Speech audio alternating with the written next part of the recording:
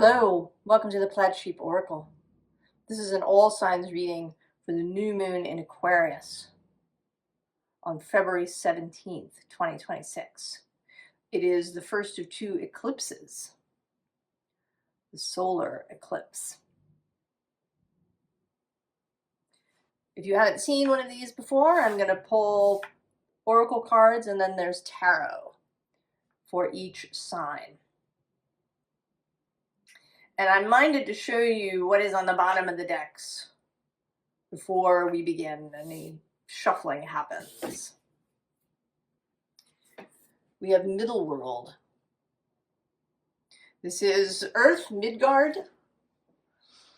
Also this imagery of the bubble. I've had this kind of image in my mind of a bubble like a snow globe cracking. You know, or an egg, kind of.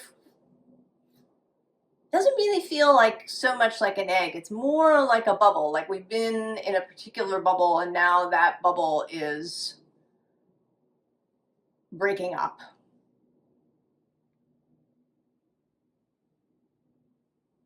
So it's not that we were gestating. We were doing what we were doing, and now it's finished.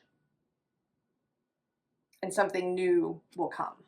Below that is journey and also child. Then we have this darkest night.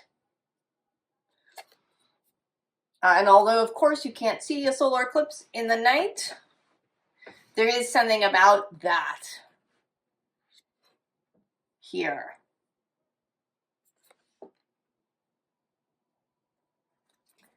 And then the hurricane lamp, which is preparedness and inner light.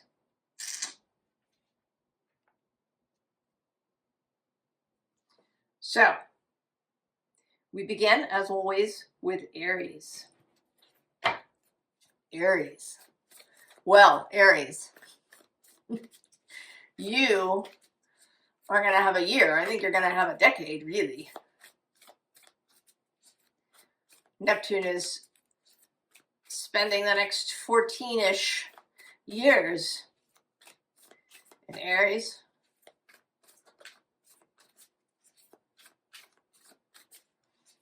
The first time in any of our lifetimes.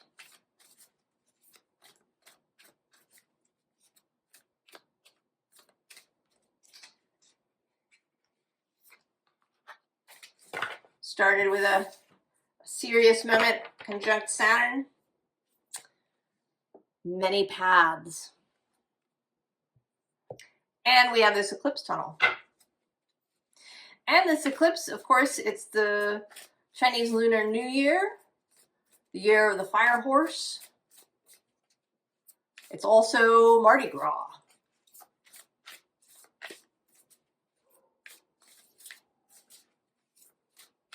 Which is sort of interesting. Mardi Gras precedes Lent in the Christian calendar, which is this period of contemplation and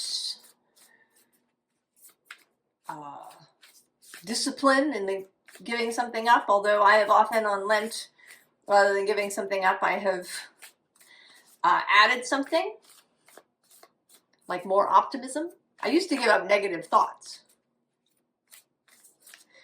But then it seemed like a better plan to encourage beautiful thoughts.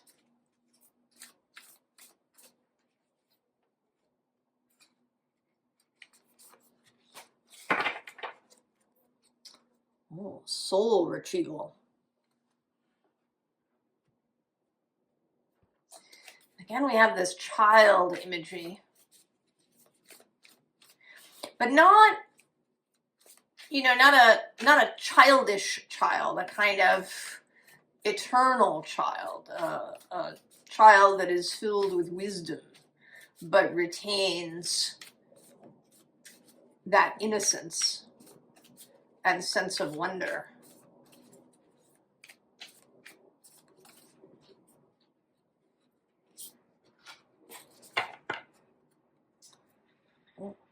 kudzu, abundant growth, willpower.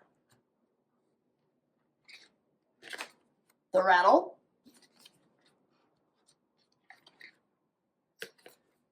chamber of transformation, and the black coffee, shadow work and awakening.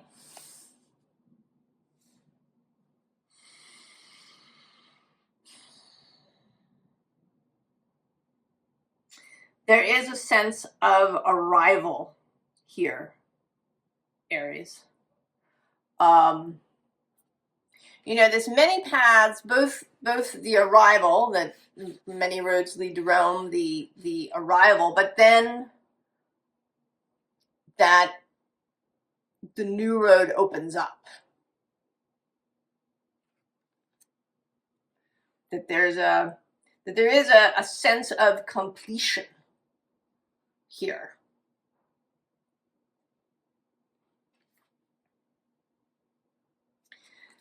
Often I think of the rattle as a kind of summoning energy, but here it just feels like a marker. It's marking something.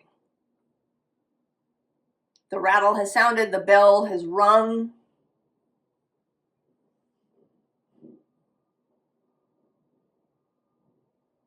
And it may be that the space between eclipses, the second one is on March 3rd,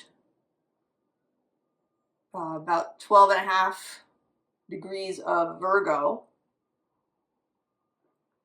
Sun in Pisces.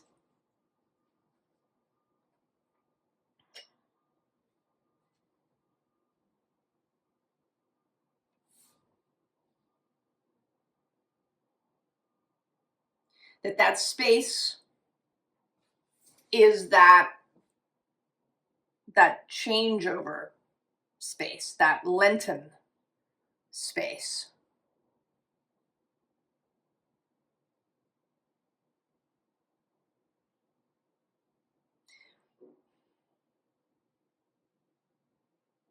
There is a little bit of advice here to take your time. You know, the coffee, to have your coffee in the morning. You know, don't leap out of bed, throw on some clothes, and run out the door.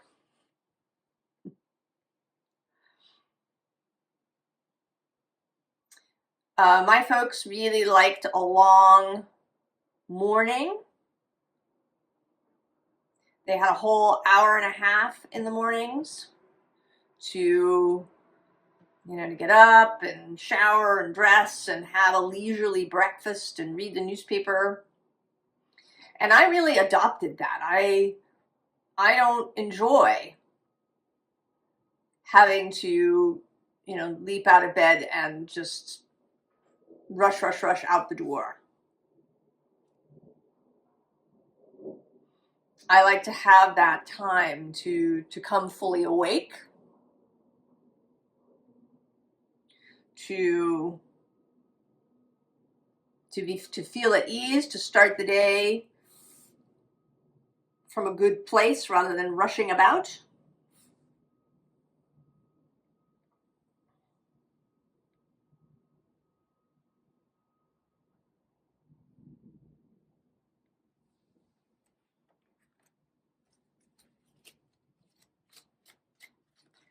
That it's an opportunity.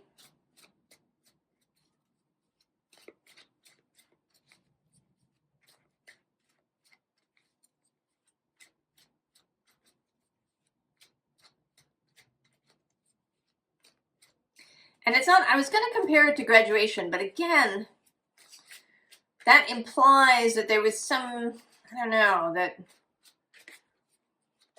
it isn't really like that. It's not that there was some specific aim exactly.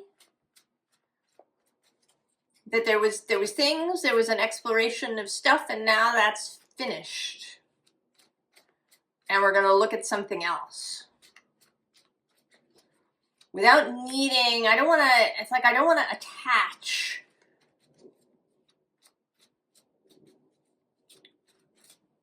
something to it. like a graduation or a birth or something. It wants to be more free-form than that. 8 of Wands leaping out. And there's the 10 of Swords on the bottom as I stop, but I'm not stopping there. So that too, right? This kind of moment where I paused and then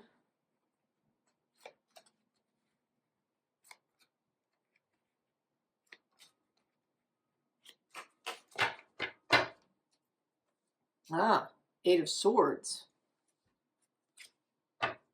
and the 4 of Swords underneath.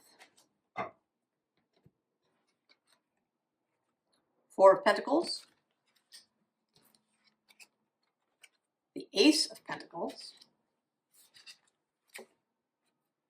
3 of Cups. There's the 8 of Wands coming out anyway.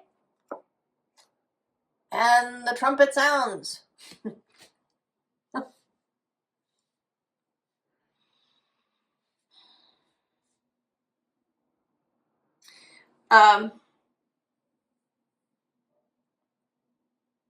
I was speaking about this in the collective reading, if you watched that, of this being a time to set the tone of how you want what's coming to be. And I think that may be especially relevant for you, Aries, because the whole hoo-ha is happening in your sign, the big transit of the year. And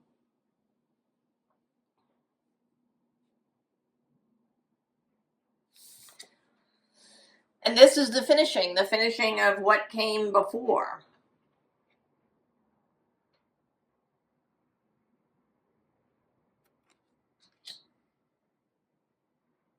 And I want to say that you can sort of decide how to spend this moment. Below that is Death, and then the Fool.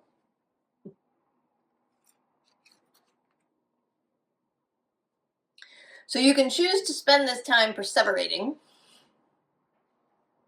worrying about everything that's going to come or not come, or how you're going to cope, or all of that mental.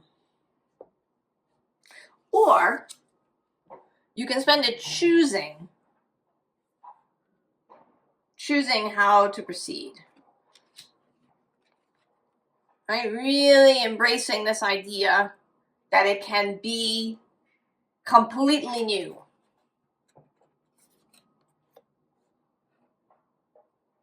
Completely new. Oh, look at that. Below that is the in-between.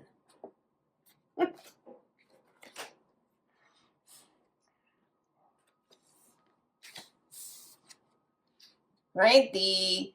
A more celebratory air. The 3 of Cups is also my United Will card, where your inner motivations are brought into alignment, into coherence, into agreement.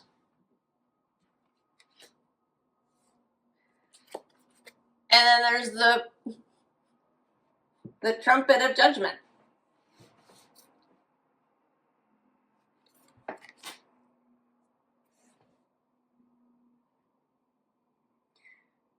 And it may be, Aries, too, that it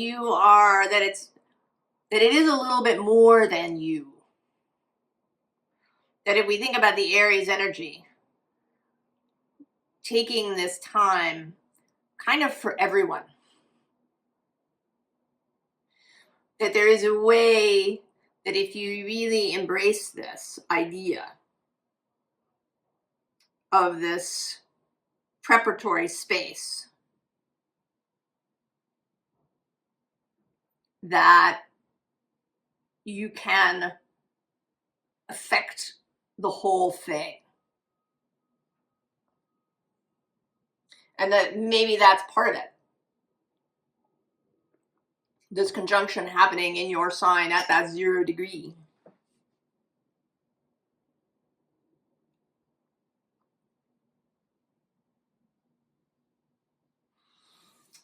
Aries. I know that's not very exciting, is it? But I think that it could be. I think that you could really enjoy this time period. Really throw yourself into this kind of dreaming space, a childlike dreaming space. You could, you know, write a story or draw a picture or make a vision board, or you could decide to do it very practically, perhaps by, you know, I don't know, cleaning the house from top to bottom, doing a kind of Marie Kondo of your house.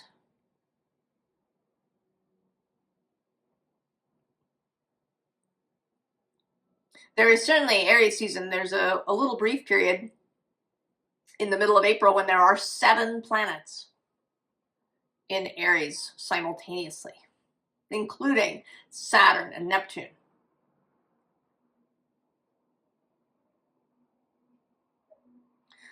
So the energy is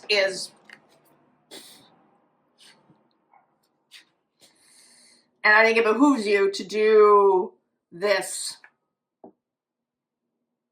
preparation first. Aries.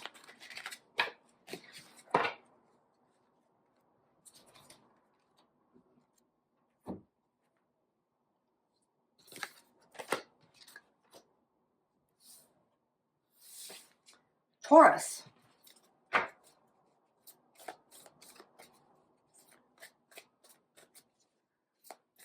Taurus. You have a big moment later, Taurus, in July, when a bunch of things happen square, Taurus. Also on April 26th, Uranus moves into Gemini, and right before that, I think it's April 23rd, Venus meets Uranus at the very edge of Taurus, that last degree. And then just hours later, she moves into Gemini. So Uranus's final moments in Taurus are with Venus, his hostess.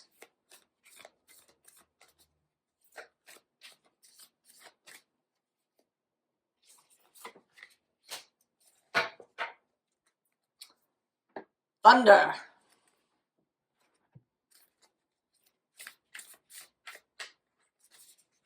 That's certainly very you. If we think of you as all the bovine energy, bull, buffalo, water buffalo, the urus in the runes.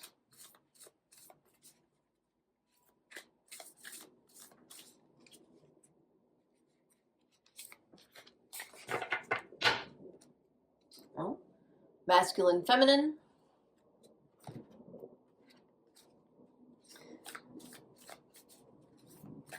Moon and sun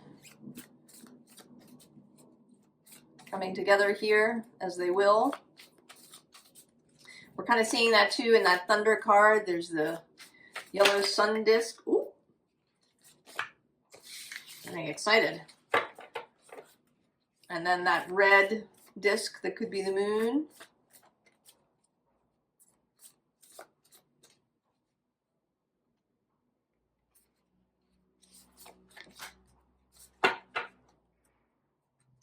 The salamander.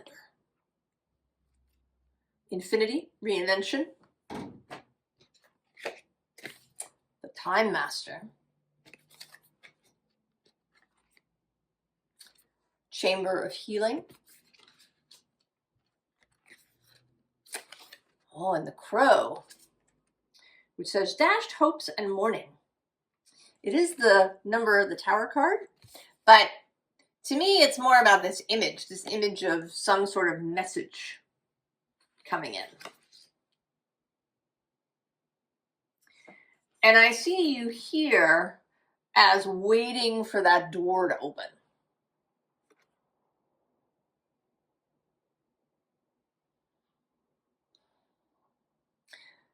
That you've kind of been in this space, perhaps a healing space, a resolving space, a contemplative space.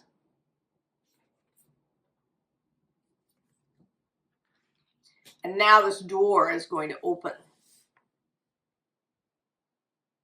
And something will be revealed. I mean, there is, with the thunder and then this crow, there is a sense of something, of an arrival, right? That when the door opens, these buffalo are going to kind of stream past you.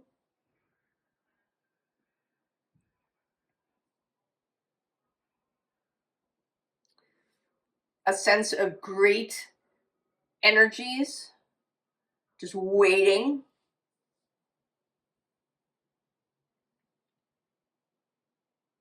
This new moon is square your sign, square Uranus in Taurus. So there may indeed be, for some of you, there may indeed be some big event, something that maybe even feels like a tower moment.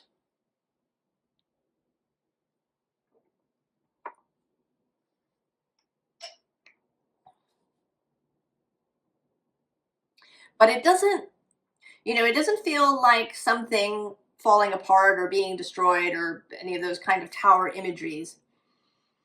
It's just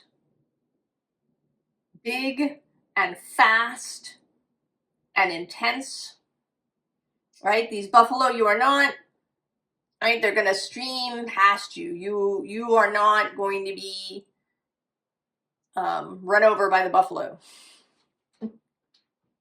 But you're going to be in the middle of it, right? With that thundering sound and the sense of speed and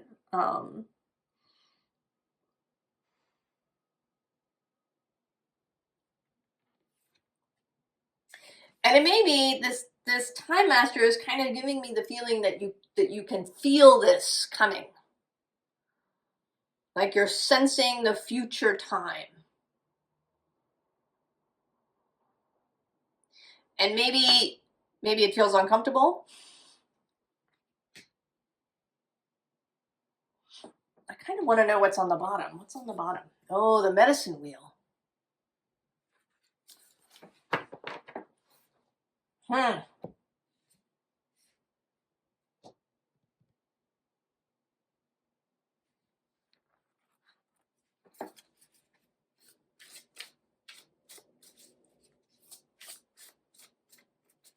There's also a sense of some sort of revelation. That can certainly be a Uranian thing. Sudden revelation. Something becoming clear that hasn't been before, or an insight arriving, right, in your mental mailbox. It could even be an actual message arriving in your mailbox.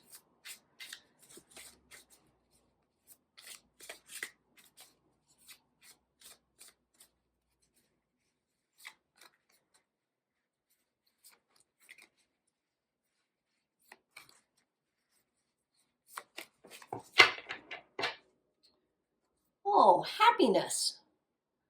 That's very nice. What's on the underside? Oh, renounce.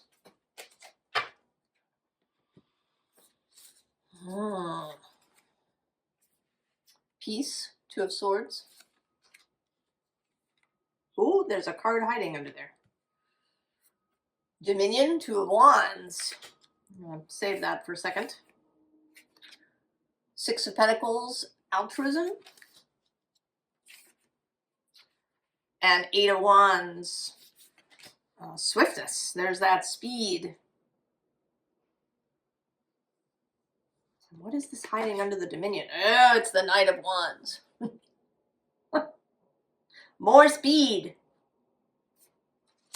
Who's hiding under happiness? Oh, it's the Knight of Discs.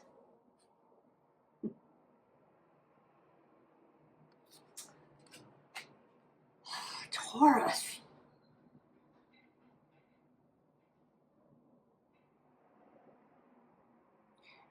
You know, the buffaloes might be happiness.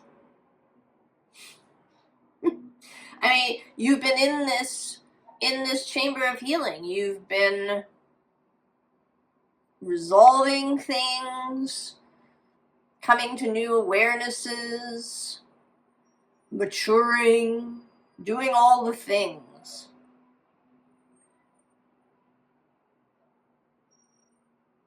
And that now your new challenge is happiness. How good are you willing to have it? Are you ready for real reciprocity? For feeling really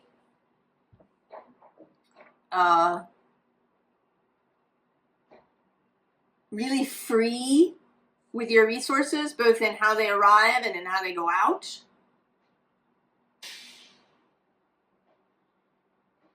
A sense of peace? Right? This feeling of dominion?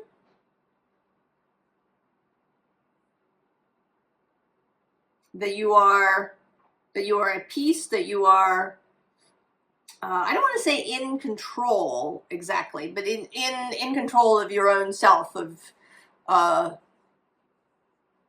rather than going anywhere on autopilot, rather than being at the mercy of your coping mechanisms. And then there's the honey coming in.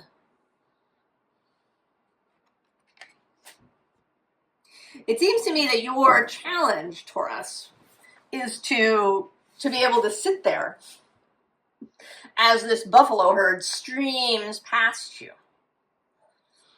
That a whole lot of good coming into your life, resources, money, friendships, all of that stuff,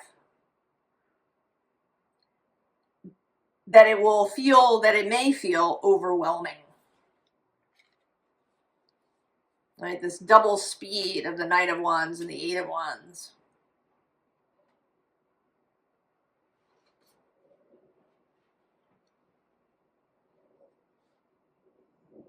The challenge to be able to receive and to have. Because that can be a real challenge. That's the frequent story of someone who wins the lottery and then can't hold on to it. It just, they, spend it, give it all away, do whatever, and they end up back where they started because they can't hold it. It's too much.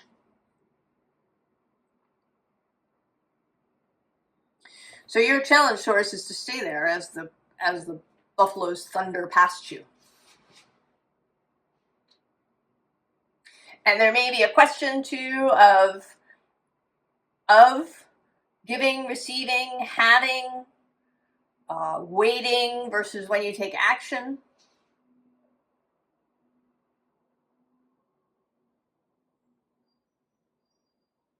But that happiness is on its way, Taurus.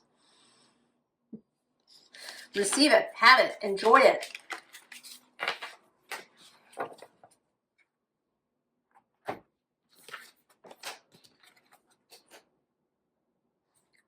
Gemini.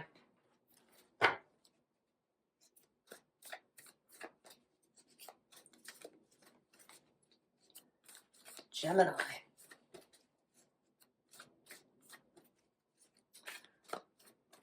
Well, this is all trine your sign, this eclipse. It is squaring Uranus, which will come to you on April 25th. I keep thinking it's April 26th, but it's actually April 25th, and I'm not sure why I'm obsessed with the 26th.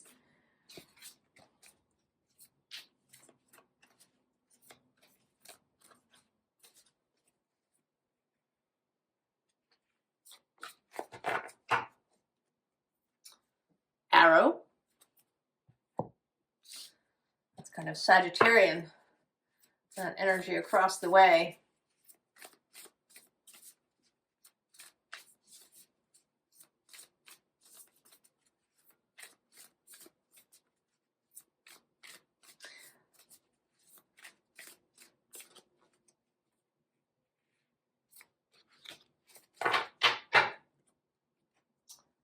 Projections.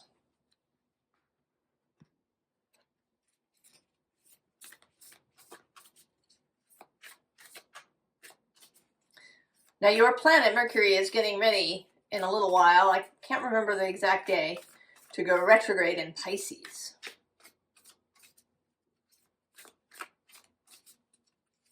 We're not there yet. I think he is now, or is about to enter the shadow zone at about 8 degrees of Pisces. And then he turns retrograde at 22 degrees of Pisces. Oh, abandoned plantation. Dismantling an ugly truths. Oh, the curse. Chamber of forgiveness. Oh. And the conch shell. Homecoming and afterlife. Gemini.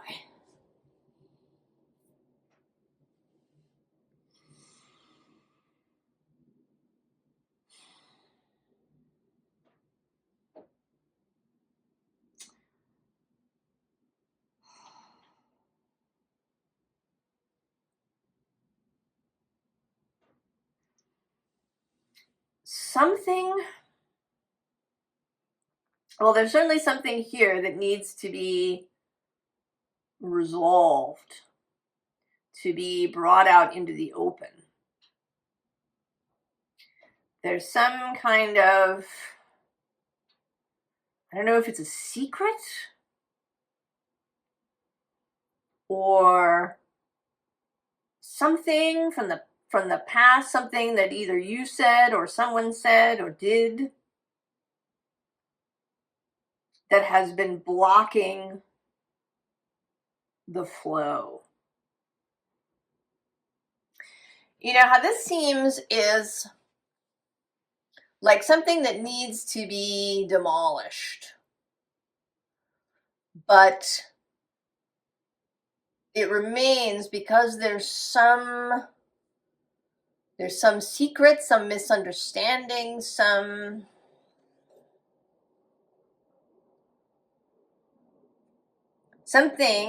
that is holding back the removal of it. Something that needs to be resolved, that maybe it's something you need to come to terms with.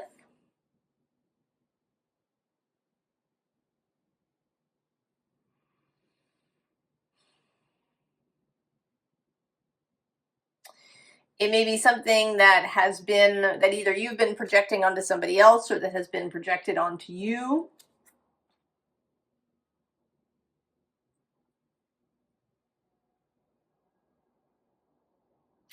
But that it's preventing moving into something new. What's under the arrow? Pachamama. Well, there may be some family-related issue.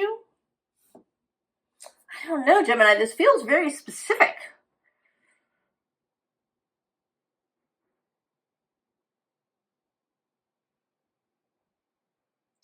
Right? A sense of needing to go home and to put something to rest that's followed you around.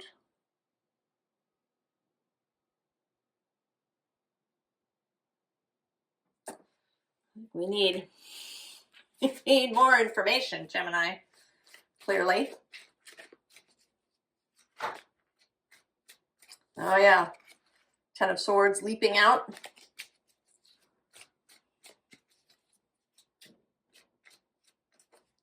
So there's something,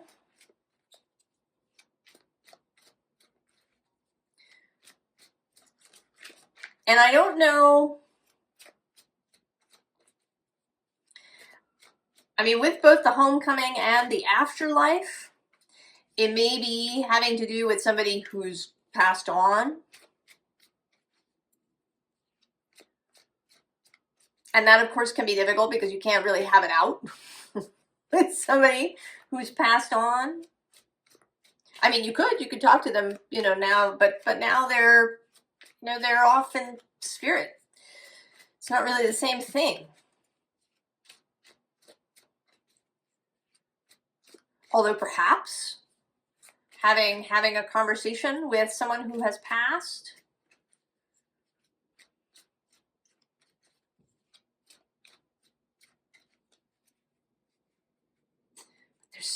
there's something that's holding you back in some way. Maybe somebody's opinion of you.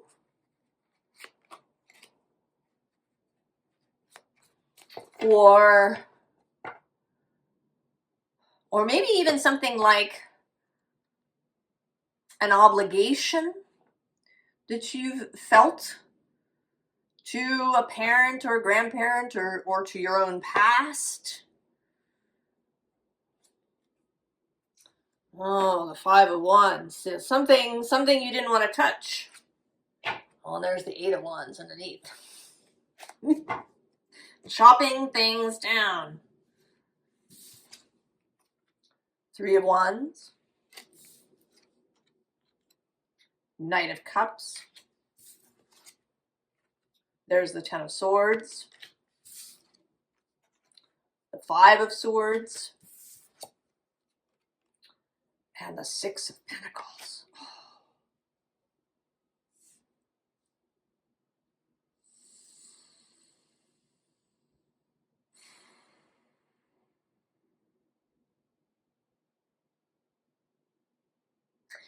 It seems to me that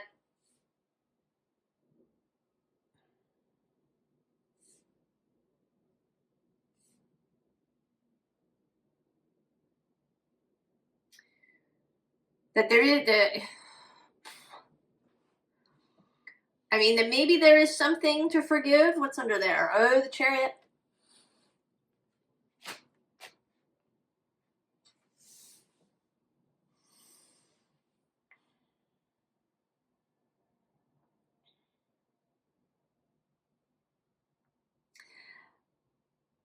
How this feels is that you've been attempting to reach some goal, material perhaps, or, you know, the corner office or something,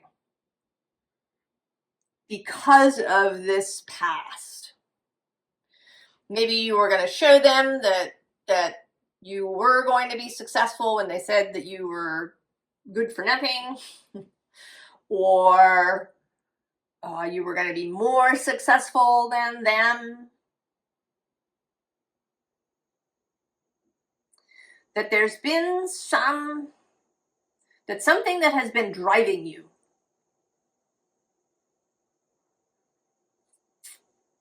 is not really your own. That it's based on this relationship in some way. That it's you haven't been driving towards something because you wanted it,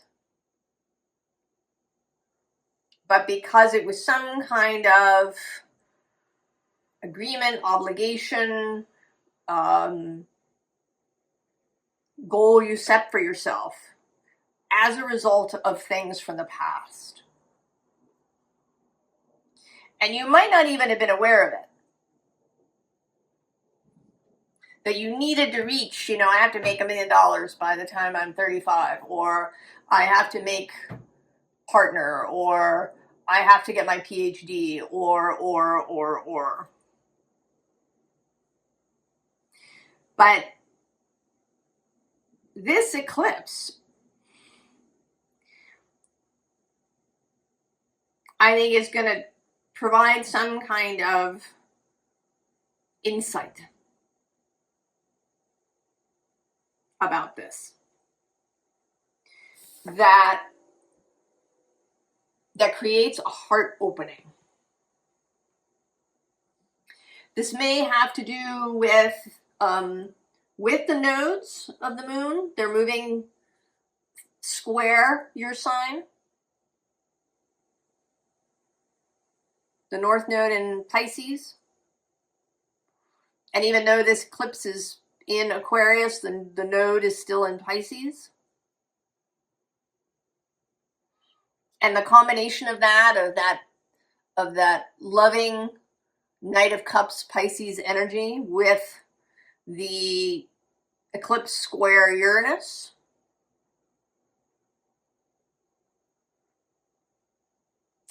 may give you an insight that you've been carrying whatever this is around.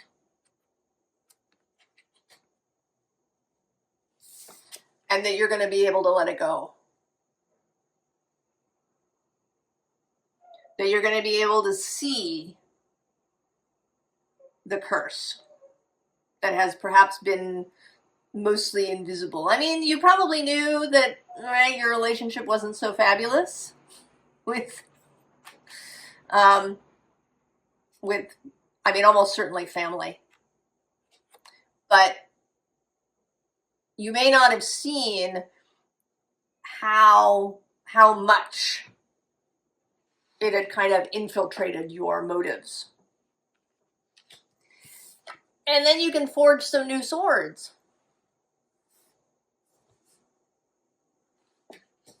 And you can enter into this more generous space. This is actually the second appearance of the Six of Pentacles, which is interesting. We'll see if it comes up again.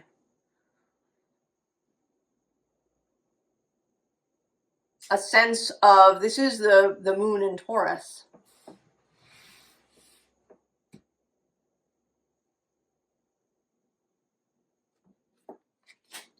Gemini.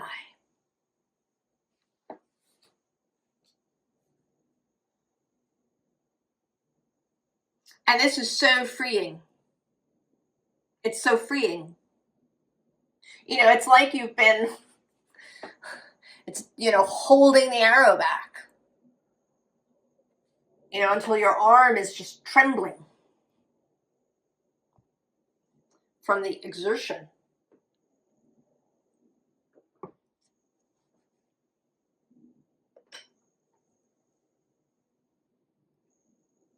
And now you'll see it clearly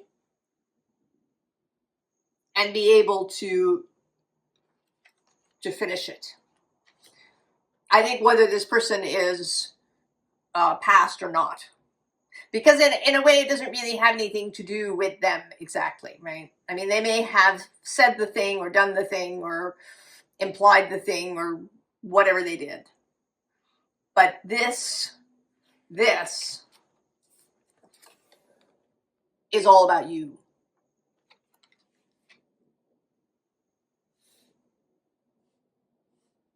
And the beauty of your own heart that maybe you see for the first time. The beauty of your own self.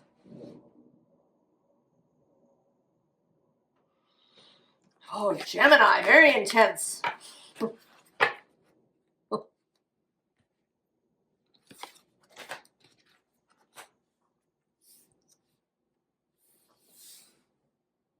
Cancer.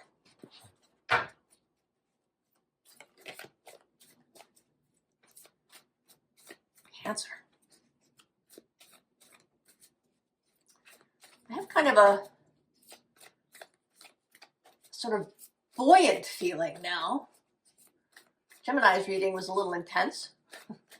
And now I feel I have this kind of throwing open the door and stepping out into the day sort of feeling with you.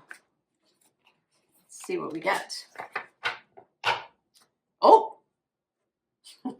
there's the curse back at the bottom. That came out in Gemini's reading. What's that?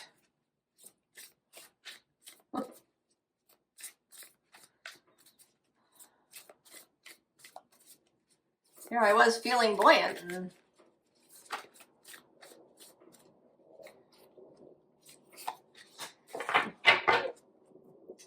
oh, the beauty way.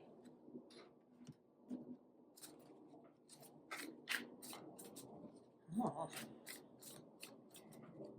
Maybe you're going to help a Gemini, perhaps. Perhaps a Gemini is going to have interaction with you, Cancer. But we'll see.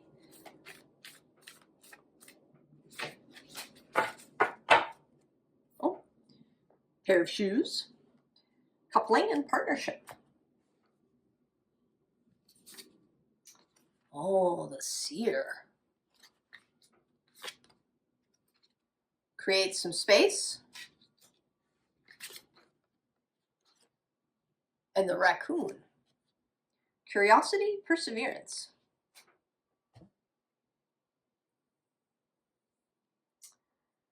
Well,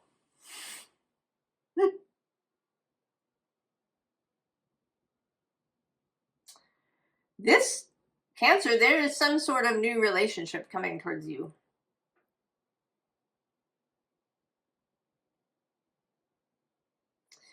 And you are seeing it coming in some way.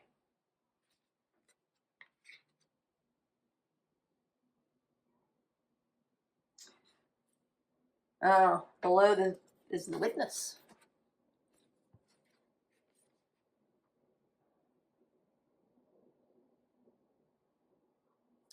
You know, maybe not really so much a curse, but a secret.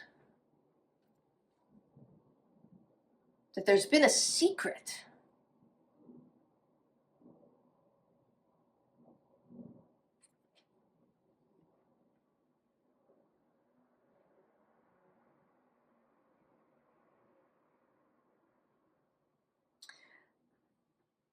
That you've only been allowed to see a certain amount. So you know, for example, that you need to create space.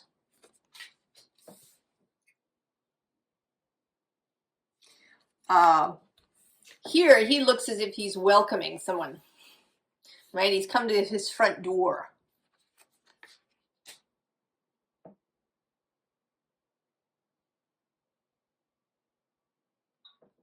So there is some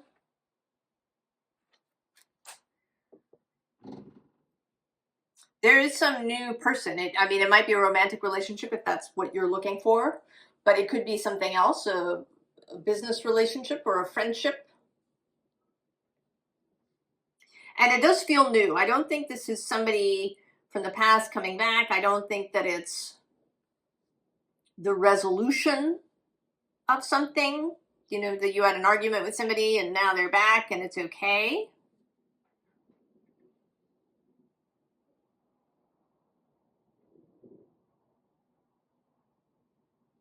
It may also be true that you have felt like you needed to remain silent, that you haven't told anybody, that you've had this premonition, feeling, intuition, knowing, whatever you want to call it, that someone new is coming into your life that was going to be really important,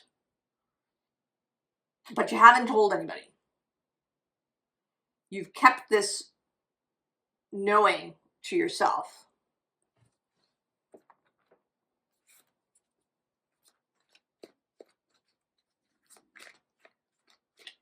But that now, I mean, it may be as well that you, I don't know if this person's going to show up now. It might be that they show up after the eclipse cycle is complete in March. I don't know, it might be different for everybody, but that you kind of have this time to get ready, both physically and otherwise, to literally maybe create some space, right? You know, cleaning out a drawer or part of the closet, or, you know, considering what of your possessions you really, really would want to keep if you moved in with somebody and you were going to combine your households. You know, would you really, really want to keep? Oh, there you are, the moon. I'm going to put that there.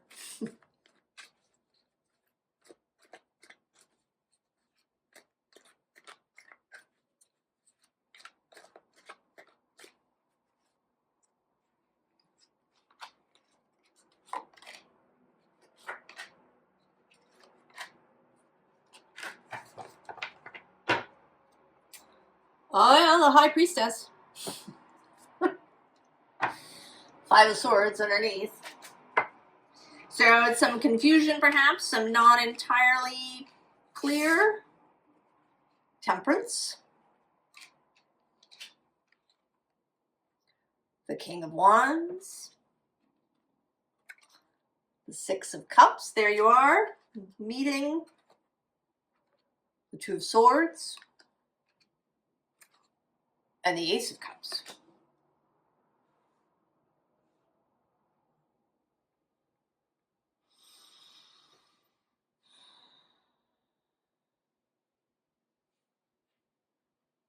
Oh yeah, there's the World underneath. Oh, and the Hermit.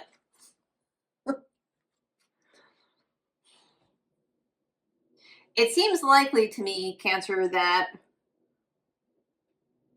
you have been sort of hermity in some way. The raccoon often makes me think of the Hermit. And now this person is coming into your life, and that hermiting is going to come to an end. Though there is still a choice.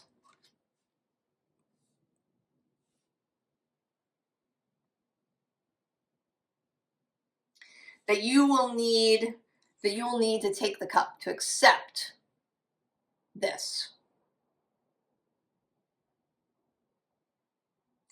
I'm kind of seeing you now here as this Temperance card with these two vessels. And that there's a choice that's going to be before you.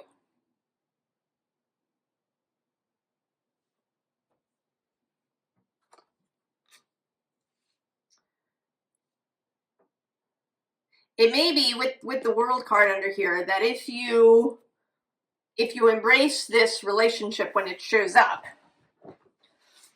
that it's going to turn your world upside down.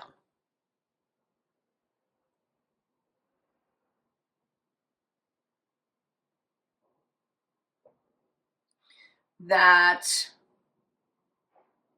a little, right, it's a little concerning. I mean, that may be part of this curse too.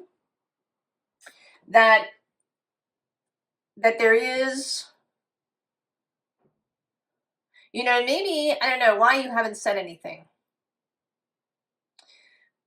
It could be that you're keeping it private, you know, close to your heart. But or it could be that you don't want to jinx it. Or it could be that you're not really sure how you feel about it. That there's some fear. The moon is your card, but also the moon can be about fear, about uncertainty. That you're a little worried. That you're weighing your options. Right? But there is this beauty way. Now, interestingly, below that is this Just Watch Me card, which could be the sense that you feel like a relationship would tie you down or would limit your options in some way.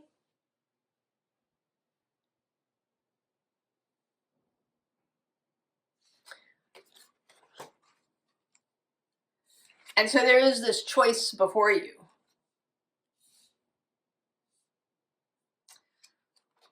Oh, this King of Wands.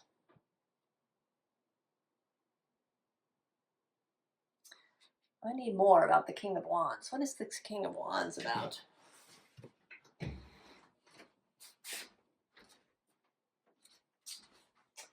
He seems sort of mysterious to me. I don't know if he's this person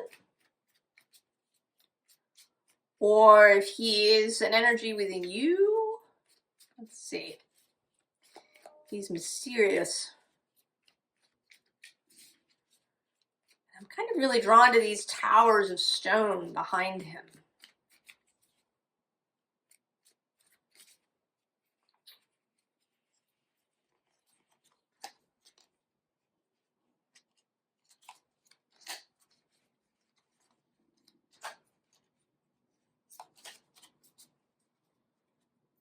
Oh, the star. Queen of Swords underneath. There's that deciding energy. Oh, the Emperor. The Ten of Cups. The High Priestess. And the Page of Wands. Okay. I see.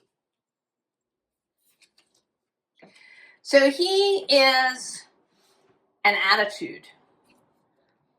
This kind of, I'm cool, I'm fine, maybe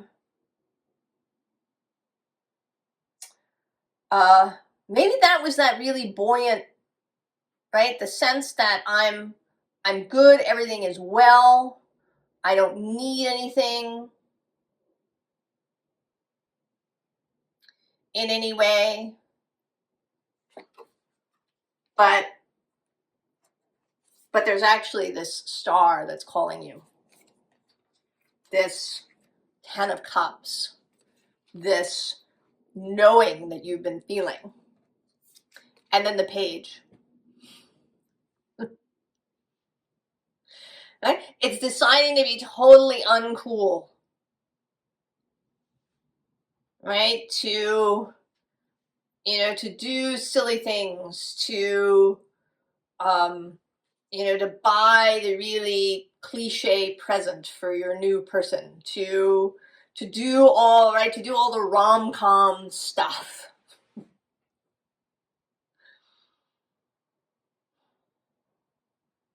That maybe has seemed cringe or something to you.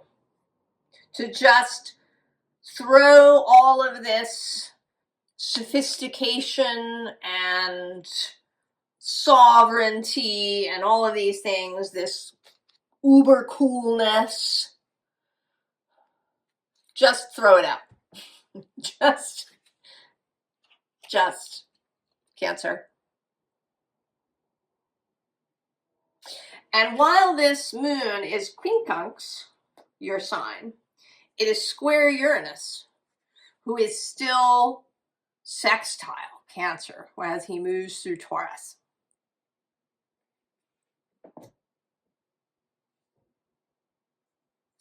So I personally think that you are going to, that you're going to take the cup. That you're going to choose love over coolness. Cancer. Oh, that's beautiful.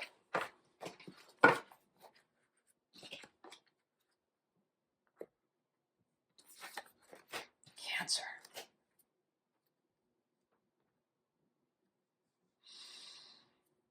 Leo.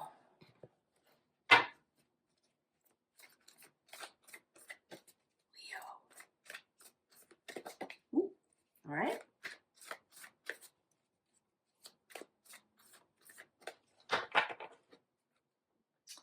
Oh, the Sacrifice. That's intriguing, Leo.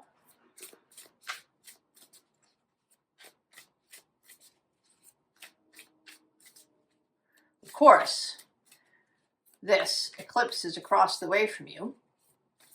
We had your Leo full moon on February 1st.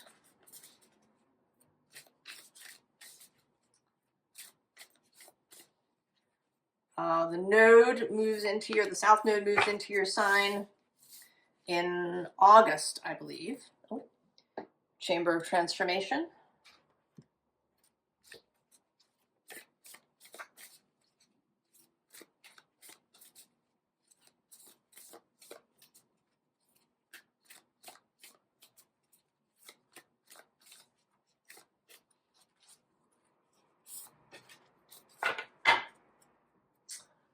The cicada. Metamorphosis, life cycle. Well, that's two transformations. Thunder. This came out in Taurus's reading here. As did that. Masculine, feminine. It's here.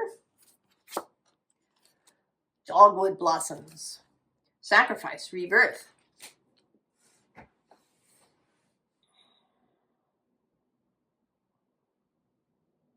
So double sacrifice, double transformation.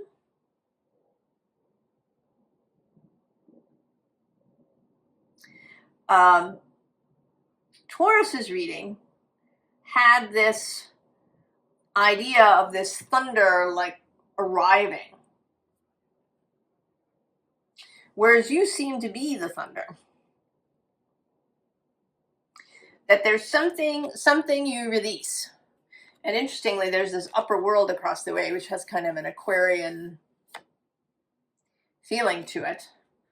Uranus, who is one of Aquarius's planets, is square. Square this eclipse, square your sign.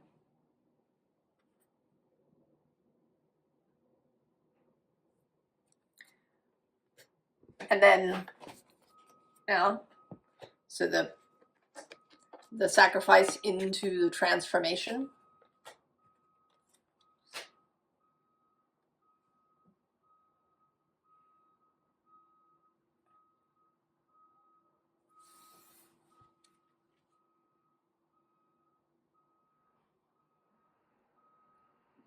And I'm drawn particularly here into this space in between, the space in between. I mean, that's coming through strongly in all of the readings, that there's this space in between. The space between the eclipses.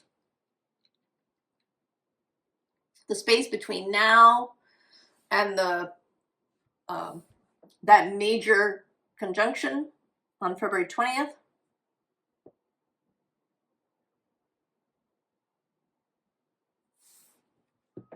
And there's something to hear about spring and summer. Right? That sound of cicadas. It's like the sound of summer.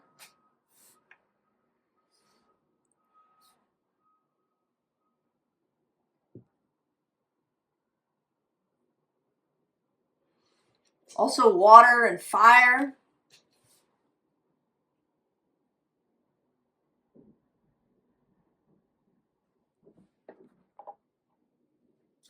The question is, what is it that you're sacrificing, Leo?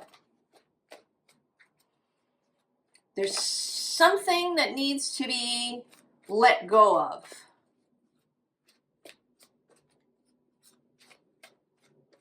In order for you to be able to thunder on. In order for the transformation to proceed.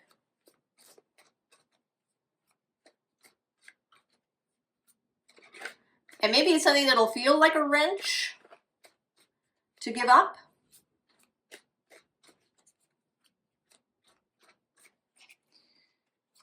Let's see if we can get a little bit more.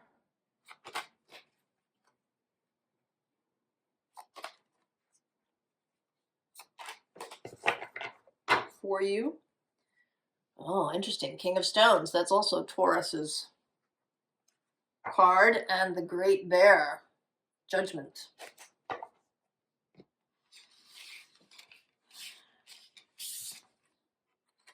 The Four of Vessels. Boredom. The Eight of Vessels. Rebirth again. The Eighth, the Stag. That's strength. Another 8, the 8 of Stones with skill. That's 3 8s in a row. And the 3 of Stones with creativity.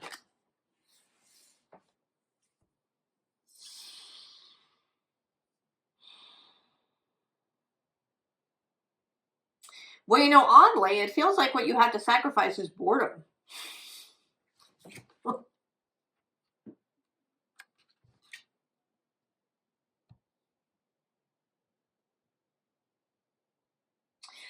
mean, maybe it's being where you are.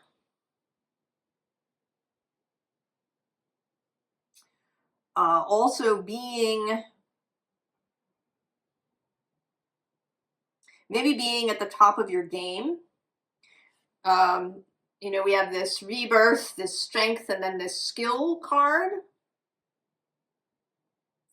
That you're moving into a phase where you may not feel as skillful initially. That you have to give up being the one who knows. The way if you moved into a completely new profession, you would be a beginner. You know, maybe you got to the top of your profession and now you're 50 something and you decide to start something new. And there's a time where you're going to feel like a beginner. So you have to sacrifice mastery. Or the feeling of mastery, really. Who's under the wolf? Yeah? The Queen of Cups. And there does seem to be some relationship to Taurus here. I mean, with the Thunder and this card and the King of Stones.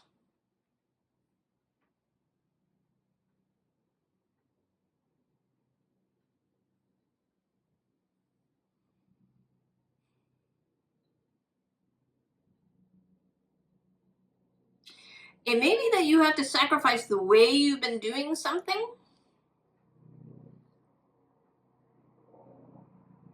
I mean, what's coming to mind is I often use architecture as an example because my father was an architect.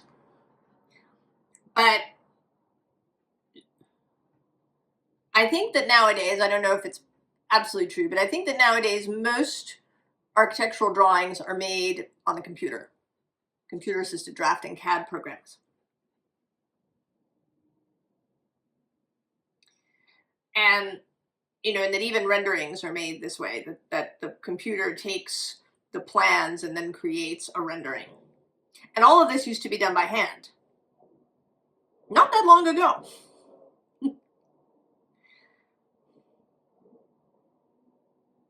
And so something like that you're going to stop using the computer-assisted drafting and do it by hand.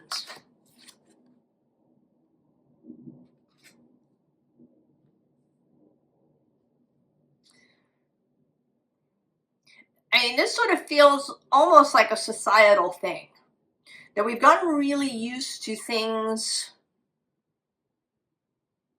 being outsourced or being at a remove.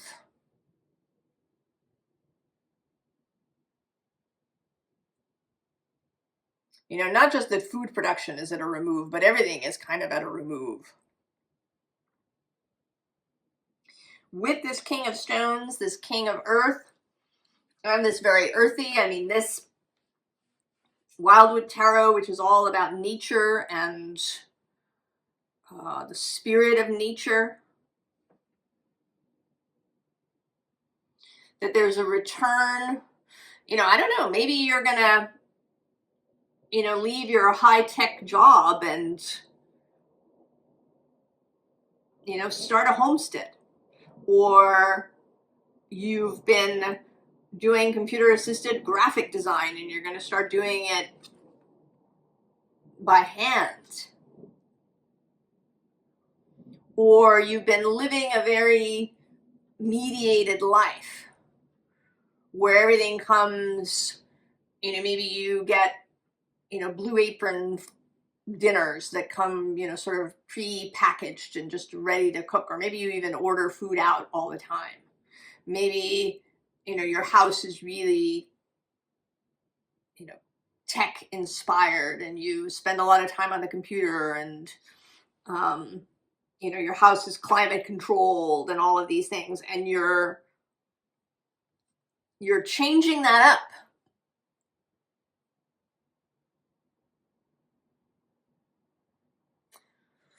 you're coming back to nature, right? To this cicada, to the dogwood blossoms, to opening your windows rather than having an HVAC system.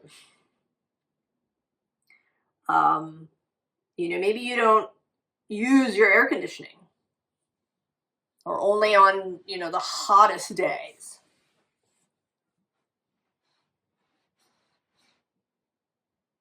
That there's something about coming back to earth, coming back to nature, coming back to yourself as an animal,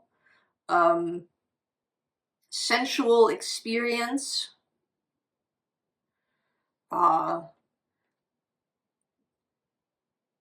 you know, maybe it is like coming back to pencil and paper.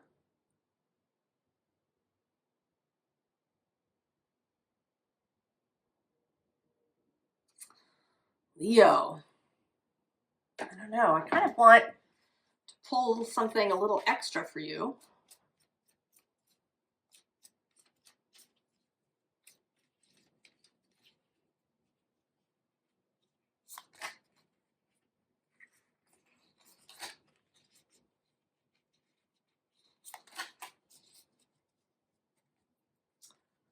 Oh, Six of Cups.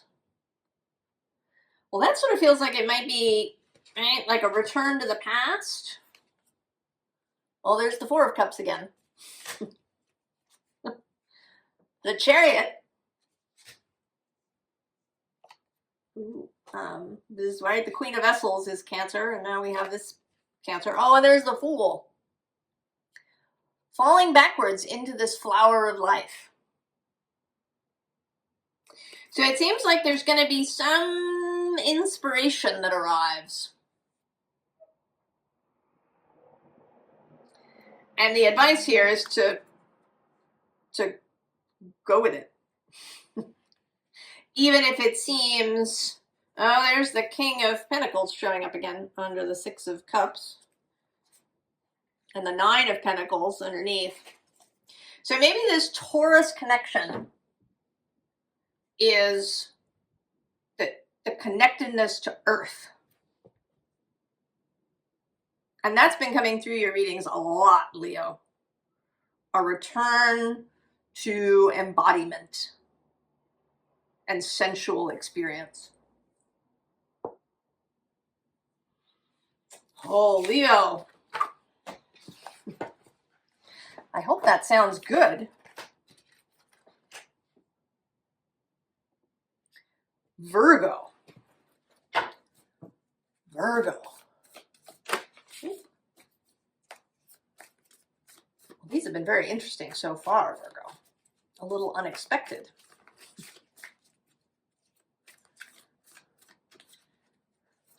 I think of you and Aquarius as having things in common. They have Saturn as their host planet. So that's air and earth. And you are Earth with Mercury as your planet. This combining of earth and air.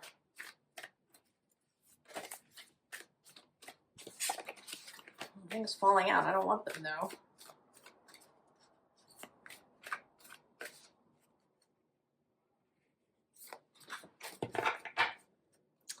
Oh, the Tree of Life.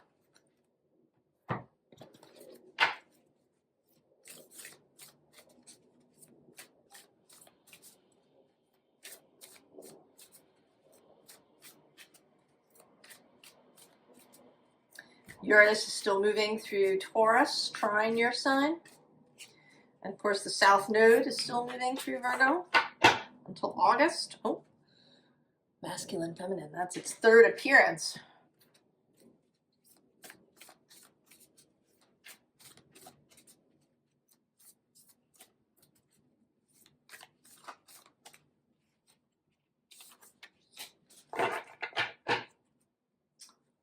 The opossum.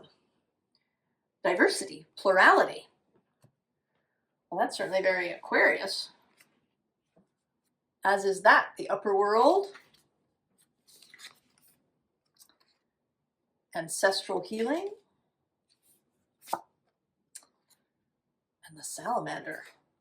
Infinity. Reinvention.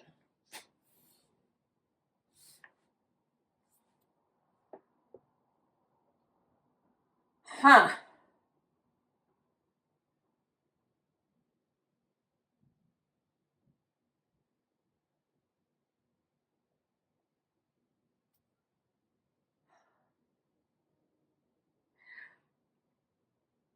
How this seems is meetings of things. So there's feminine and masculine. There's the ancestral and the now. There's this sort of earth and sky. And there's Uranus's lightning under there. There's this opossum and this salamander who normally wouldn't meet up with each other.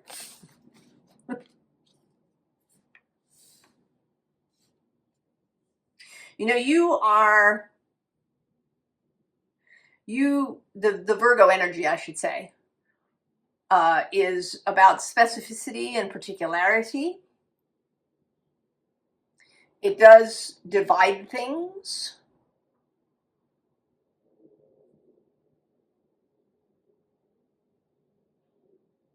Creates an individuality.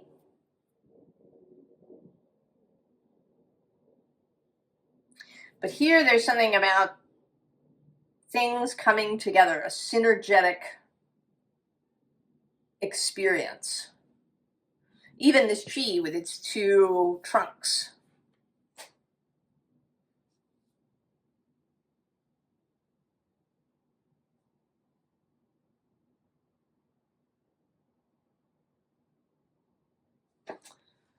This is the deck of the moment.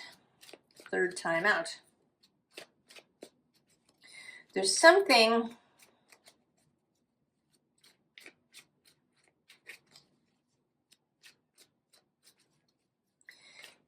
it may be that you have an idea that brings together kind of disparate things that one wouldn't expect to work well together. It may be that you meet somebody who is very unexpected, not someone you would normally want to be friends with or be attracted to.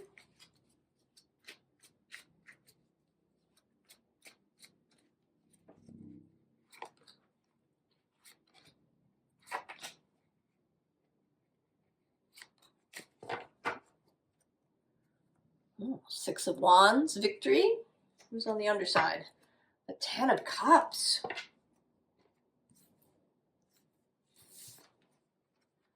Eight of Wands. The Magician. Queen of Swords. And the Queen of Cups.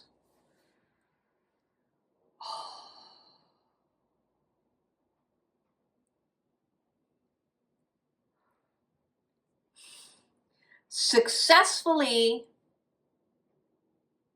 combining head and heart.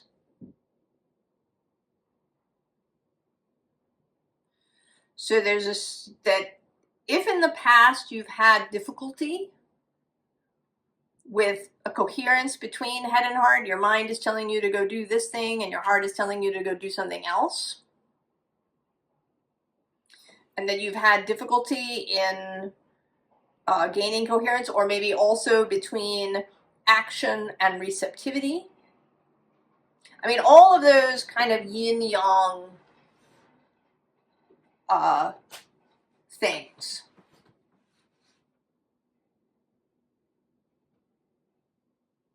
It might even be, you know, a successful integration of a new job into your life, or the successful integration of a child into your life. Maybe you've been putting that off. I'm putting off having a child because you don't know how that would work.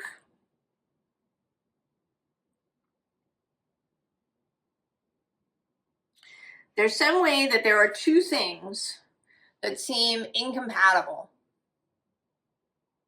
But you are going to have victory bringing them together. Oh, I do have the Four of Wands under here. So it could be you and another person. The Magician uses all the elements. He's not limited. He can take all the different elements and make all kinds of different things. Mercury, who is your planet, he's going to have a retrograde in Pisces. He meets the North Node and then moves on. And I don't know, it's somewhere in the end of February. I don't remember exactly what day he turns retrograde. At about 22 degrees of Pisces, and he goes all the way back to 8.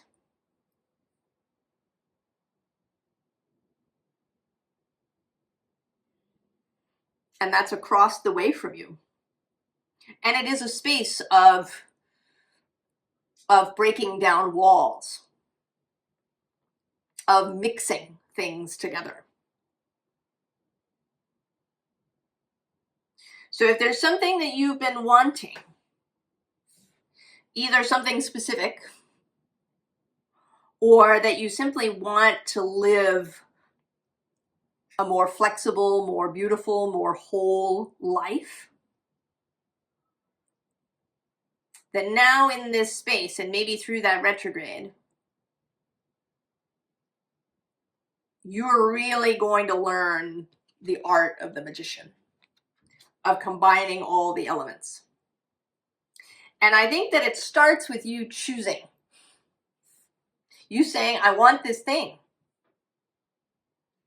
I want this relationship. I want this job. I want this child. And it seems like it's incompatible with what I have. But now I can see that it's not, that was a false idea. That I can absolutely combine these things, that they are not at odds with one another. It may, with this ancestral healing card, have to do with things you learned as a child. You know, you can't, I don't know, you can't work full time and have a child, or you can't quit your job.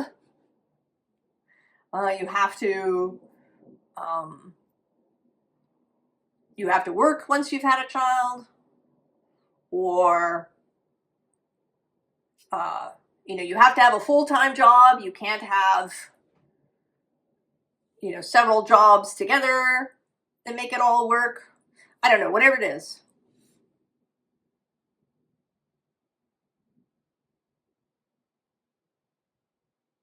Whatever has been keeping you rooted, keeping you from going after what you want, you are now have the opportunity to see your way through that. The energy of clarity and seeing through is available to you, I think, during this eclipse tunnel, and possibly also through the Mercury retrograde. Virgo.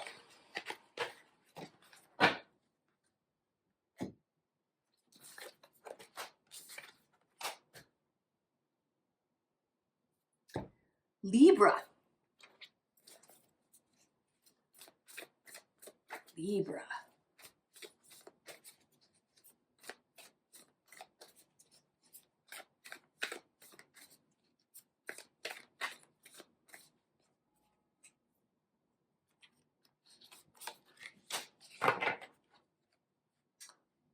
Earth.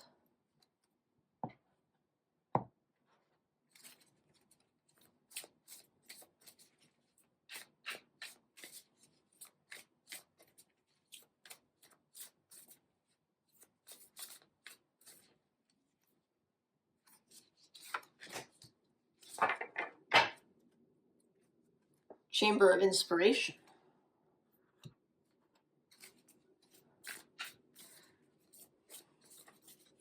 Now this new moon is trine your sign. It squares Uranus, who's in Taurus, Libra's other space. Sorry, Venus's other space. Your sibling sign.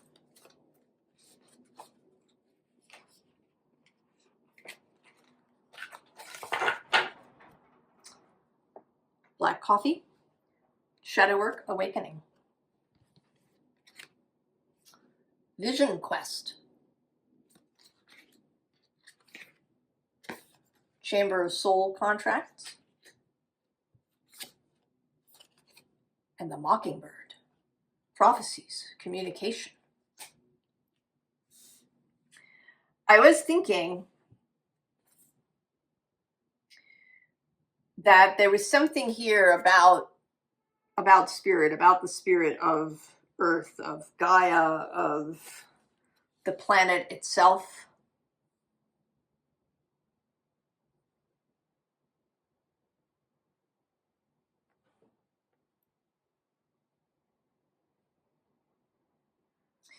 Something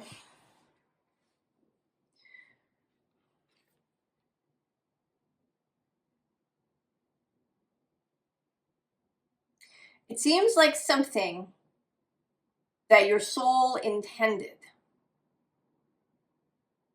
that some intention is now going to become visible, that some agreement may be made with other souls. This feeling of prophecy, of something that was really intended to happen.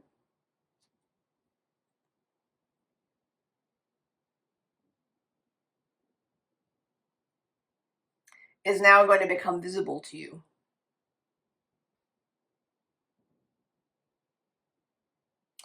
And I'm thinking too that it might be that you're going to move somewhere. That this earth is calling you to somewhere specific.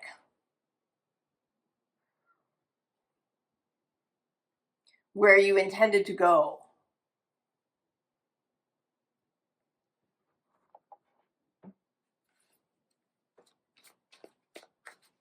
It's interesting, a lot of the earthy stuff is coming out in the air signs, Gemini and now Libra. Gemini had this deck as well. Did it? No, not Gemini. Leo had this deck. So air and fire having earthy experiences. That there's a kind of flipping happening. That air and fire signs may be drawn to earthy pursuits. And that earth and water signs may be drawn to airy and fiery pursuits.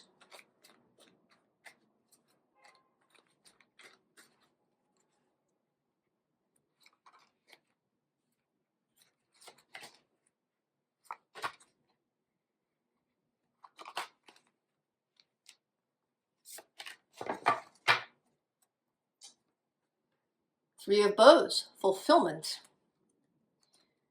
Oh, and there's boredom on the bottom.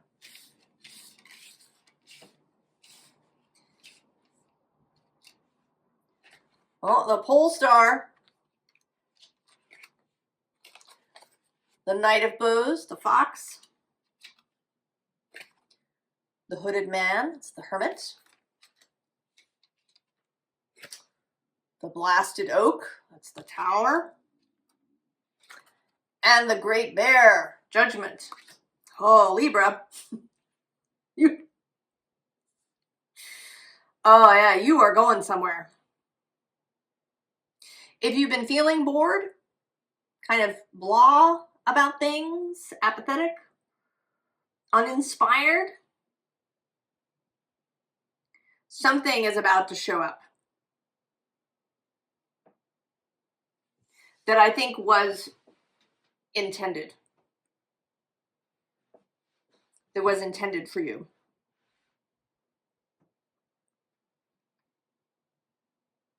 And it's going to be a radical change. But I think you're really pleased, right? This fox looks really pleased. You know, you've come to this spot. He always seems like he's, you know, he's sort of a gatekeeper. And you've gotten there. And he's going to let you through. Below that, we have this Two of Cups with attraction. So something is going to seem so attractive. Right? The star will be so obvious. Right? This inspiration, this awakening. It is, I mean, there's going to be something radical. Something radical is going to happen, Libra.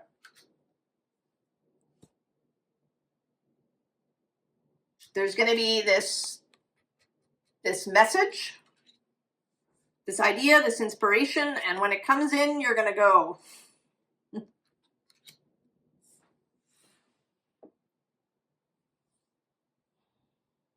And it may seem, I mean, I think it will seem radical, perhaps, or big, intimidating even, but also exciting.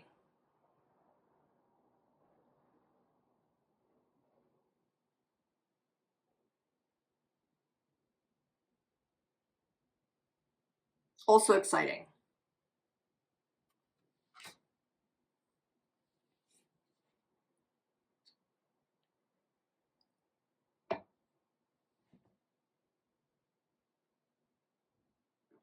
I don't know. I don't feel like there's anything else I can say for you, Libra.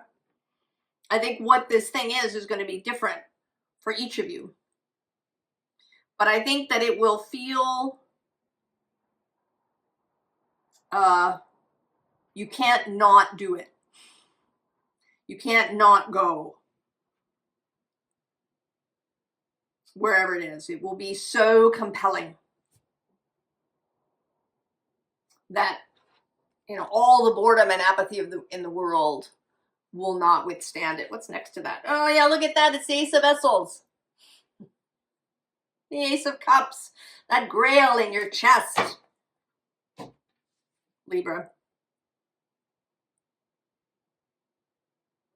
I don't know how. I think, it'll be different for everybody what this idea is, how it shows up. It could be a person, a download, something that comes in for you, a communication from somewhere, an offer. But you will know.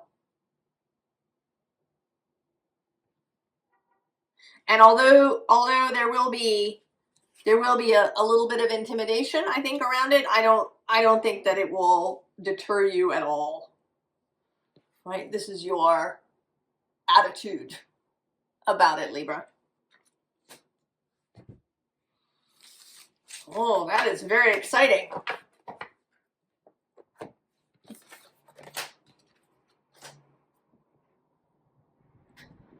Scorpio. Oh, you want to go out of order, Scorpio.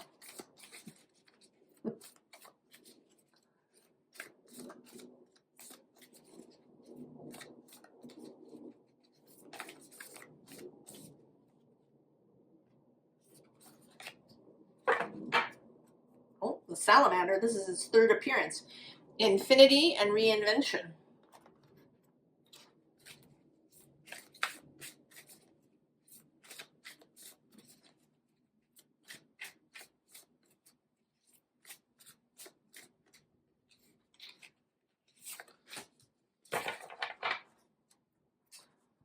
The beauty way.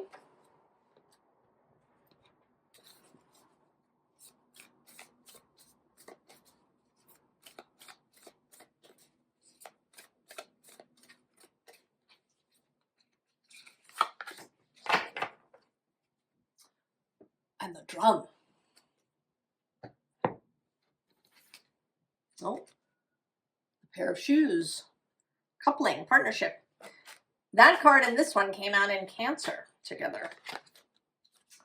The in-between, we saw that peeking out. A smoky mirror.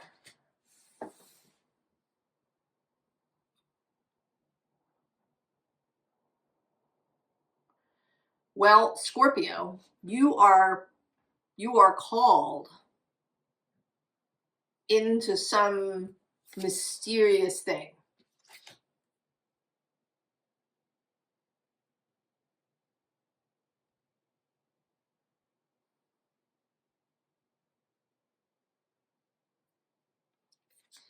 And you're being asked to wear new shoes. Scorpio. New shoes. Not someone else's shoes, but new shoes.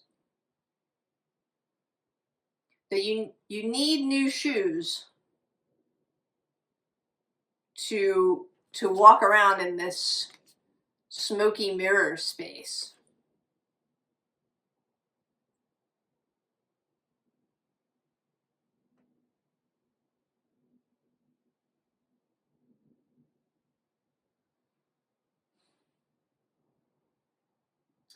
And this is actually feeling like your guide. That you put on these new shoes and you enter into the in-between. And your guide takes you into this smoky mirror space.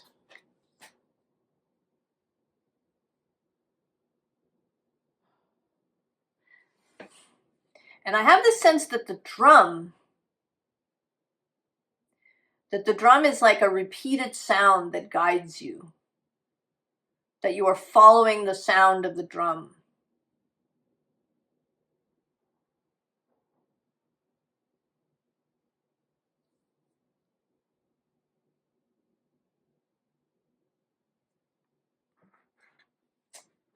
Following the sound of the drum.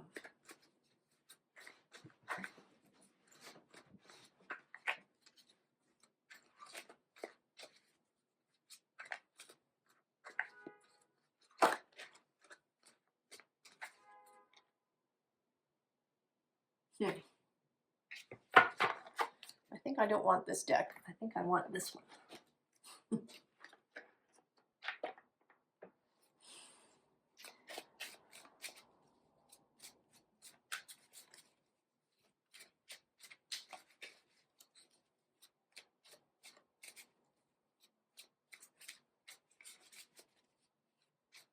Oh, this is very mysterious, Scorpio. I'm not going to keep this, but I have this sense of just turning away from everything completely. The new shoes.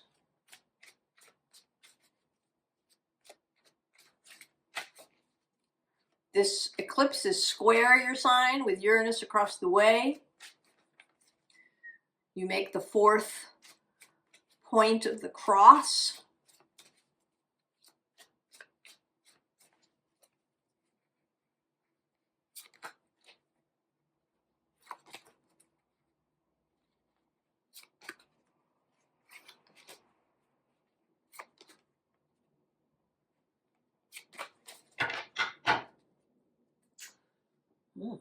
Four of Swords. Rest. And the Tower's underneath.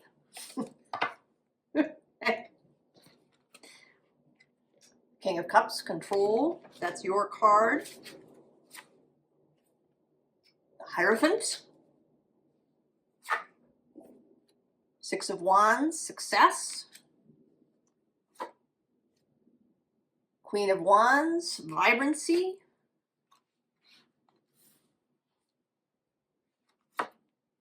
The Star. And the Chariot.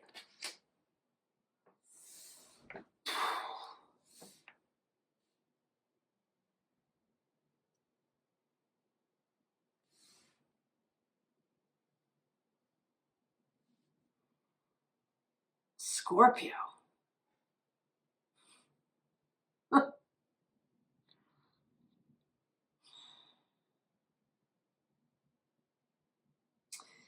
You know, this says rest, but what it feels like is everything coming together. Oh yeah, look at that. It's the Ace of Wands underneath. And we have the Hermit, as well as Temperance, and the Queen of Cups. When I stopped shuffling the other deck, the Hermit was here at the bottom.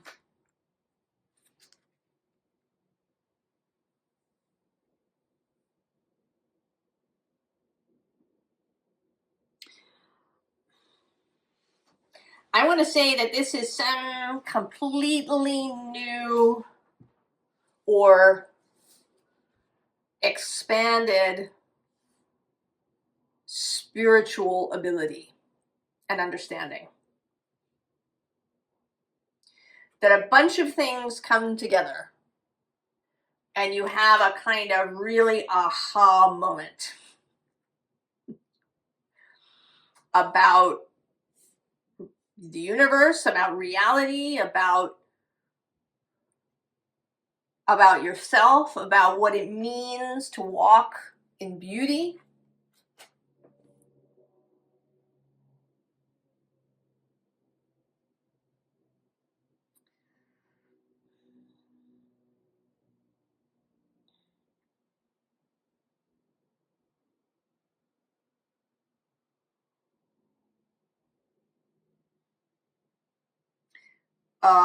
You know, maybe there's things that you have believed or sort of known to be true that maybe didn't jive with perhaps other teachings that you had, or in whatever tradition you may have followed. And I think you're going to see that it doesn't matter. I mean, that those things didn't go together, that what you have felt to be true is correct.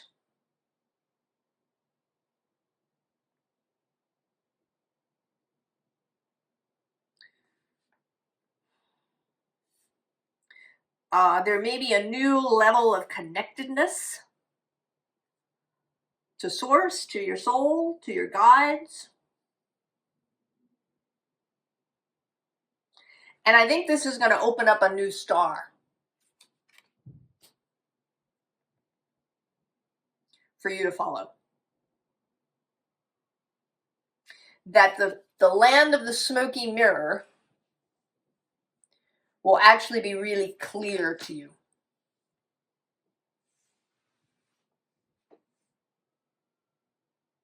That you're going to know where to go and what to do.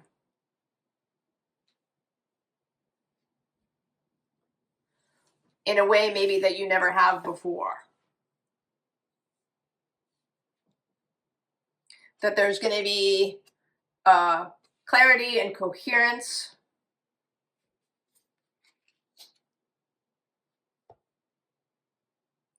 I kind of want to know about these shoes. What are the new shoes? How are the shoes new?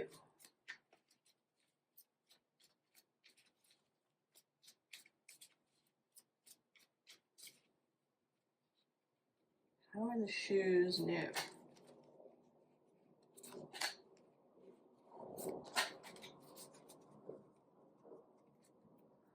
Oh, Knight of Swords on the underside. Who's here? Oh, the Hanged Man.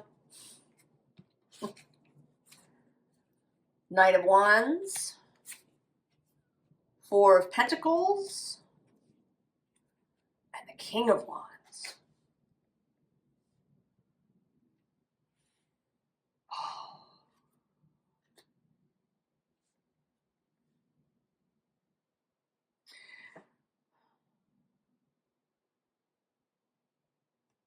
So, I don't know, they're fiery shoes.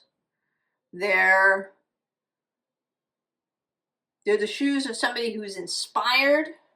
They're the shoes of somebody who's free, who is not bound by previous beliefs or strictures. They're the shoes of someone who moves with their own authority.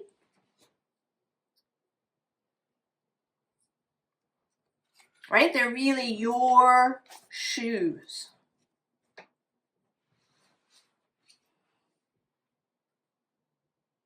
The shoes of your soul.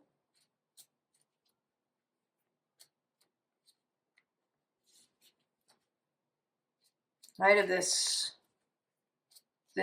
reinvented, this salamander reinvention energy. The shoes of someone who walks along the beauty way. It's making me think now of this scene from that original Kung Fu TV show with David Carradine in the 1970s. And when he first leaves his monastery, one of the things that he has to do kind of before he graduates is he has to be able to walk along this really thin rice paper without tearing it.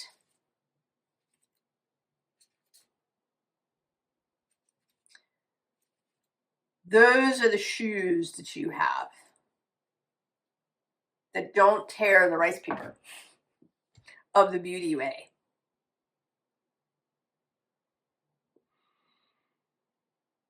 A little mysterious, Scorpio.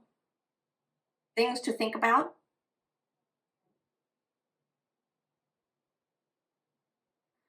But I think that's how you like it, don't you?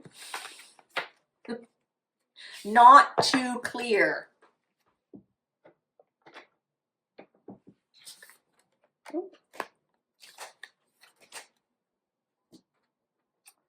New shoes. Sagittarius.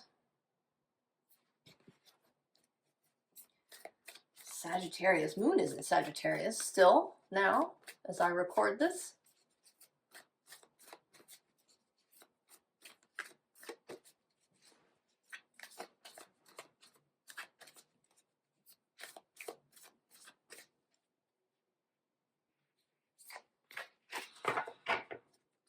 Oh, many paths. That was in Aries. I do feel like the fire signs are gearing up.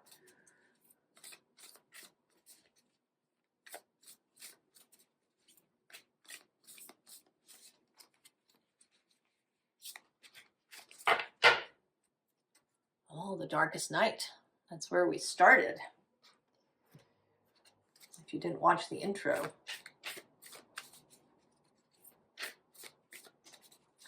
This eclipse is sextile your sign. A nice working relationship.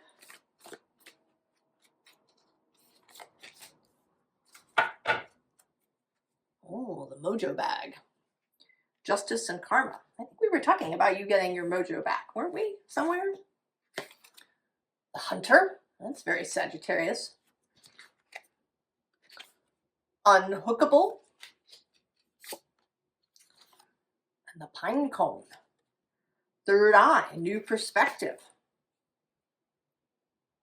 I mean, that certainly has kind of a third eye feeling, right? Following the third eye. It's kind of also this energy of coming to a point. You enjoy that. A bunch of choices all coming together.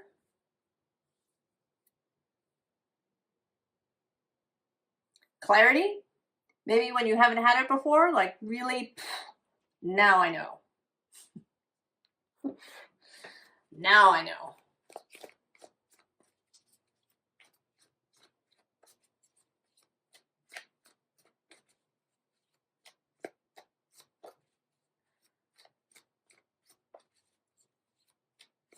There's also with this pine cone the sense of something building.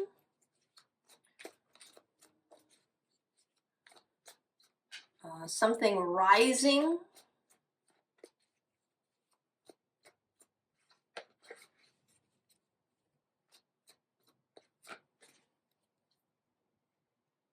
And with the unhookable, a release of distractions.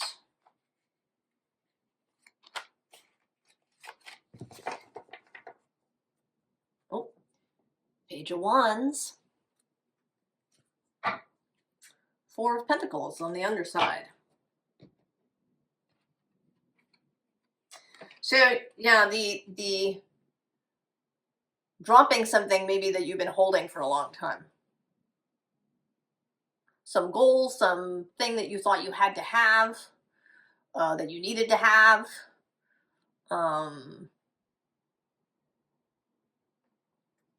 The Eight of Wands is below that, and also the Page of Cups. Oh, and there's the Star, and the Sun, and the Hanged Man. Oh, and the Lovers, and the Page of Pentacles, and the Page of Swords. Dear God, that's all the pages.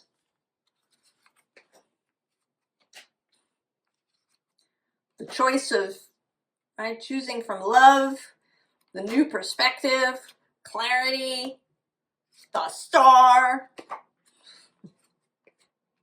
speed, speed, speed, and the Magician, and the Devil. I think you've had the most major arcana. The World, the Empress, and the Hierophant. Oh my goodness, Sagittarius.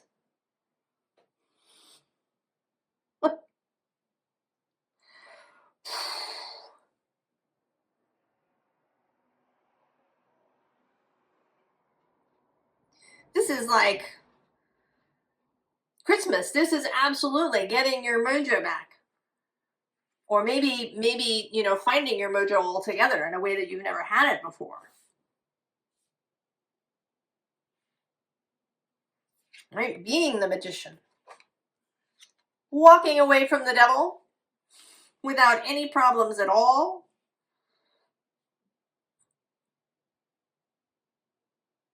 Joining up with your crew.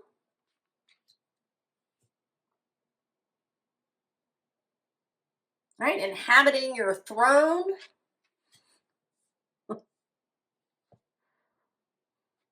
And there's this spiritual leadership, which we talked about in one of your recent long readings. Like really Sagittarius, like coming into something, a new maturity, a new vision. A complete separation from anything that might have previously held you back. Right? Dropping this Four of Pentacles.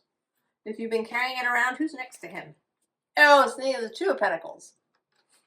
I mean, that's already lighter, right? And then the Wheel of Fortune. Jupiter's card. Now, Jupiter is, on June 30th, moving into Leo. Trine Sagittarius of his home space.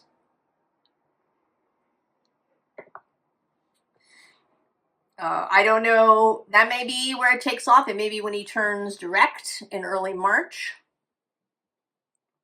I think it's March 10th. So don't quote me on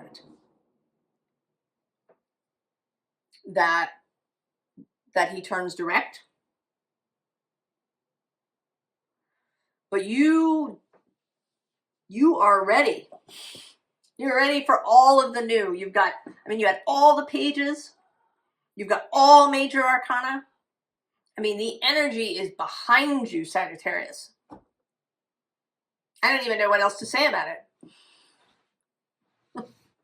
Except that when that inspiration comes, just go. If you've been thinking that you don't know where to go, you will know.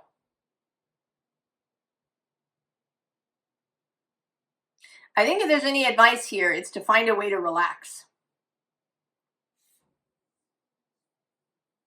To find a way to believe that this knowledge is coming. It will not miss you. You cannot be missed. by all of this major energy that's coming towards you.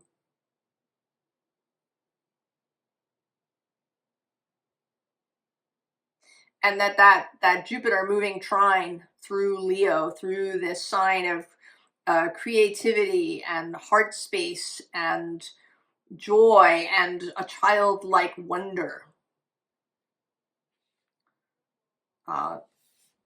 is going to be tremendously expansive for you. If you've been feeling apathetic or uninspired, inspiration is coming. And it may come now. There is this square to Uranus, kind of thunderclap that may show up for you. Sagittarius. Separate all of these out.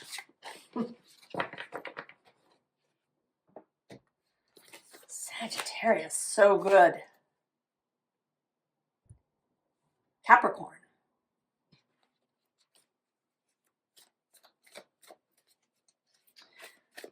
Well, this is next door, Capricorn, although Uranus is still moving trine your sign. Things shifting and changing, perhaps in ways that you haven't perceived up until this point. Also, Jupiter moving across the way from you. He will be in Cancer till June 30th.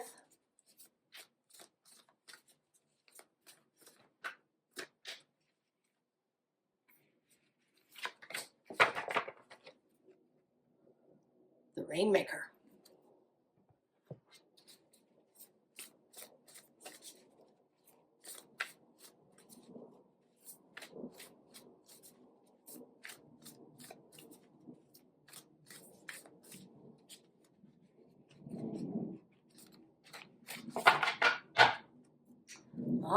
Let go and hold on.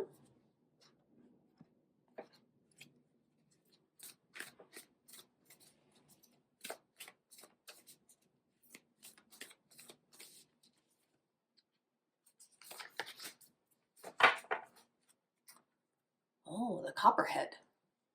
Deception and bad influences. Luminous Warrior.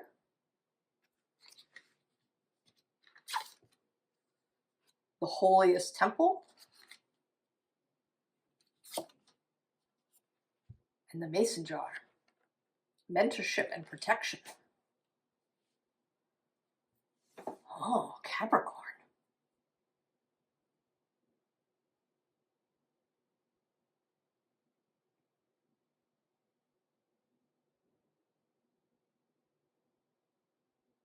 I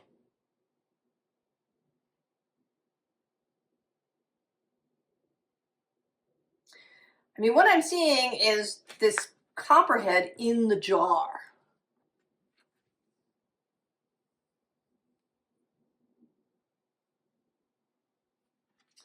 Some difficulty being put in the jar. And I want to say that you're not the one who's putting it in the jar.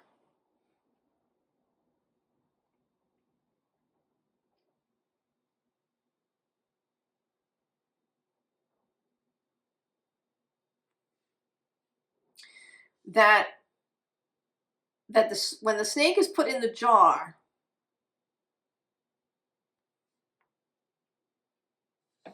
you are able to let go. It's like you've been holding on to the snake in some way, that you've been holding it so that it cannot cause harm.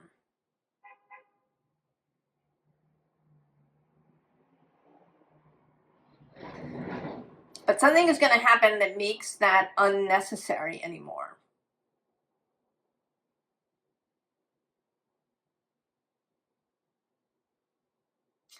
And I want to say that it's actually a new belief system or a new understanding.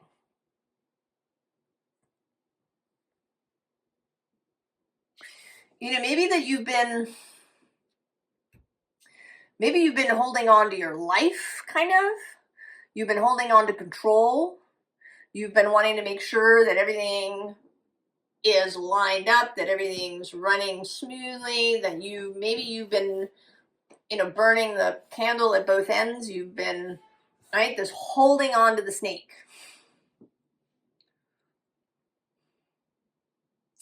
This control. And a very kind of physical control, a Newtonian control of, you know, I don't know, having, you know, everything scheduled, of, you know, having everything be very neat or lined up, or, you know, making sure that you follow some regimen. I mean, you do like that stuff, Capricorn. You like lists and regimens and things of that nature.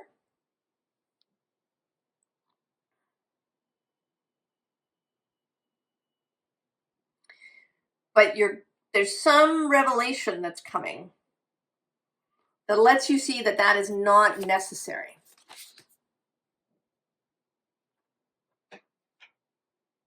And it's a kind of energetic thing. The luminous warrior, the warrior of light, of energy, rather than, you know, having to keep a kind of physical hold on everything.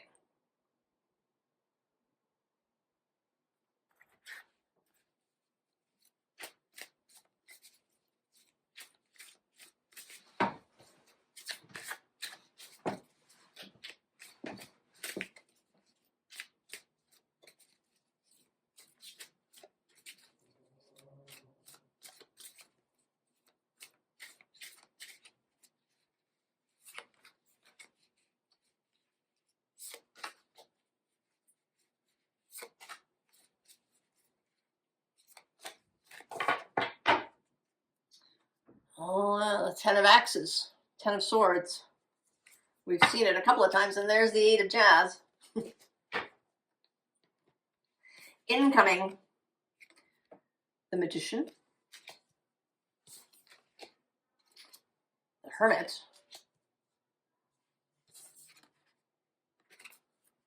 the Four of Axes, and the Four of Jazz. Okay.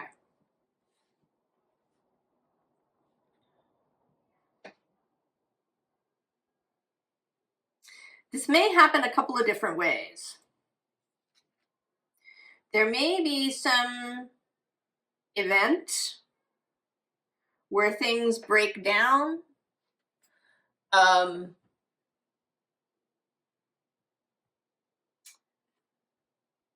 You know, in other words, that you're kind of forced into it. You know, maybe you get sick, you get injured. There's some other thing that happens where there's a kind of breakage, a breakdown. And you are forced into rest. And as a result of that, you see, right, there's a kind of, you release resistance. And as a result of that, you see the power of energy and how you don't need to hold on to everything. You may also see, you know, how people around you are actually competent and able to do things, that you don't need to be on top of them all the time, that you don't need to, you know, I had a job at this place where we had events, and I used to leave so many notes all over everything. I was trying, you know, to mistake proof it. But in doing so, you know, I wasn't kind of allowing the the staff to learn to problem solve for themselves. Right? I didn't have faith that it would be okay, that they would figure something out. Or the alternative is that you decide that you're going to test this principle. Right? That's the other possibility. I kind of see you here as the hermit encountering the magician. And the magician, you know, essentially saying, why don't you try this? Just try it. Just, you know, do an experiment. Right? Experiment with this 4 of Jazz. Experiment with a party. Experiment with energy and vibration. And it may be, you know, that you've been listening to all that stuff, to Abraham Hicks or, you know, law of attraction stuff, and that you kind of do it, kind of, sort of. You know, maybe you do it with things where you sort of allow, you let go with things where there isn't a lot at risk. But here you're being encouraged to just let go, right? Right below this is the aligned, misaligned. Oh, and also connection and separation.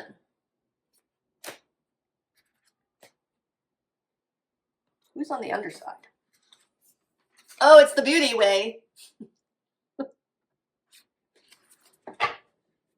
Of course.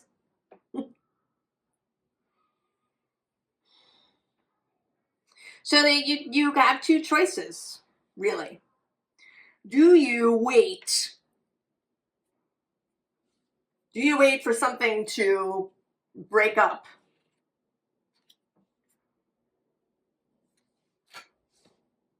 Or do you take matters into your own hands by deliberately letting go? Just drop the snake. Just drop it. Right? Do the dance. Right? The rainmaker doesn't force the rain. The rainmaker dances with the clouds, charms the clouds, seduces the rain, creates an energetic space where the rain can come.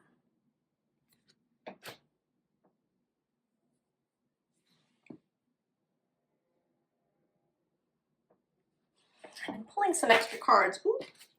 And I feel like that was just the lovers showing up, Capricorn.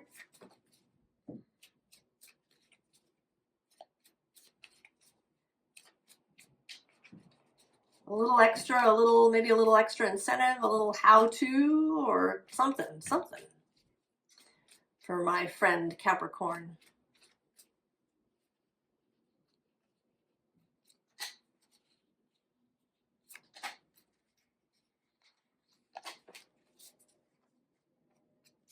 Oh yeah, there's the Knight of Cups. Go on the date night. Page of Cups underneath. Death. The Fool. Oh, there's the 5 of Swords. But, right, there's these 2 figures. There's the one that's having the migraine, and then there's the free one back here.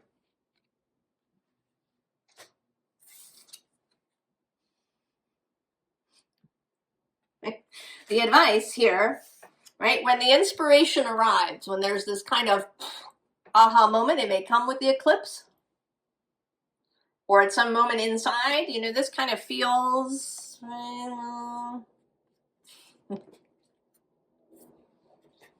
just let go. Oh yeah, see, below the Knight of Cups is the Empress, and this moon that falls into the deep. Just let go. Let go of the snake, Capricorn. Go on the date night without, you know, let your kids make their own dinner. Whatever it is.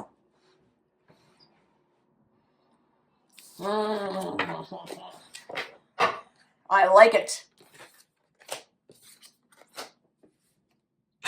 Aquarius. Your space.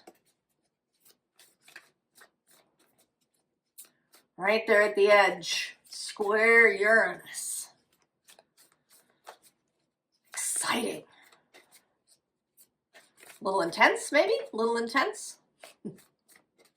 Uranus squaring his home space. By then, Saturn, who's your other planet, will be in Aries.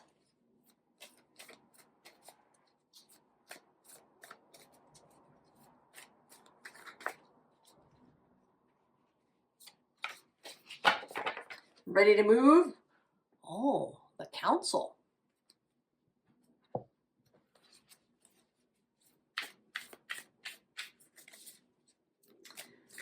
I like the Council card.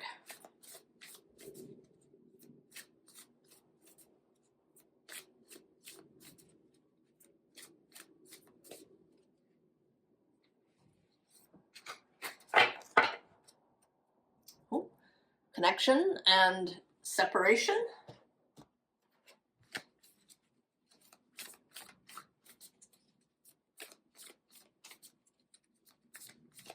That kind of feels like that energy of connection that's down there is moving up into that space of separation. That there's a healing or a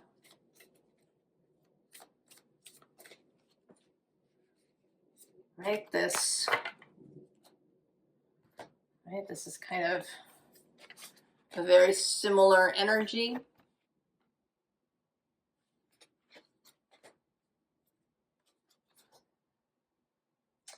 The cowrie shells, passion and feminine power. And there's something too about the ocean. Oh, the vision quest. This was in Libra's reading. The beauty way has been showing up everywhere. Oh, and the copperhead. This was in Capricorns there. Deception, bad influences.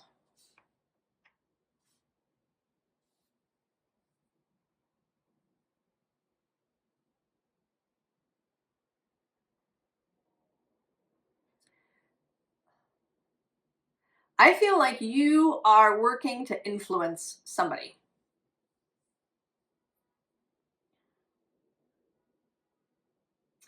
And then maybe you're doing it in lots of different ways.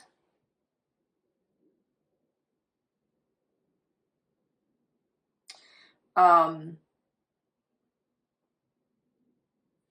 there's this, right? This feels maybe like a really heartfelt communication of some sort. I mean, maybe even a kind of telepathic communication.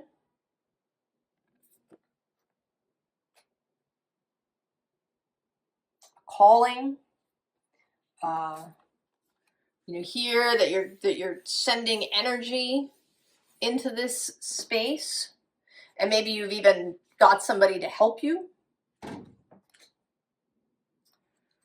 Right? This energy of the ocean, of wanting to nurture and care for someone. We also have this blue moon under there with second chances and magic and this sense of Cancer.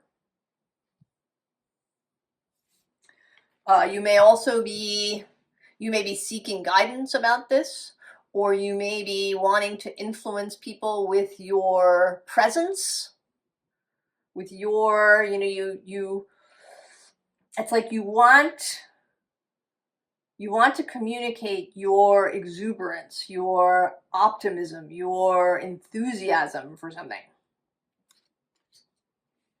right? To introduce people to the beauty way, But it seems like there may be resistance to this. That people are thinking that either people or this person or people involved in the situation maybe think that what you are suggesting is dangerous.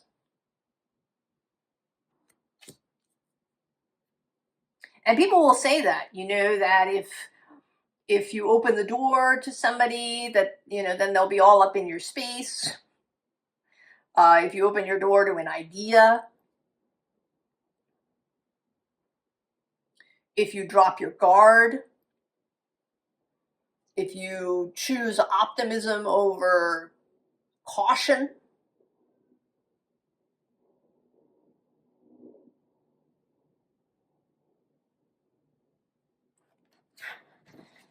so there's some person or some people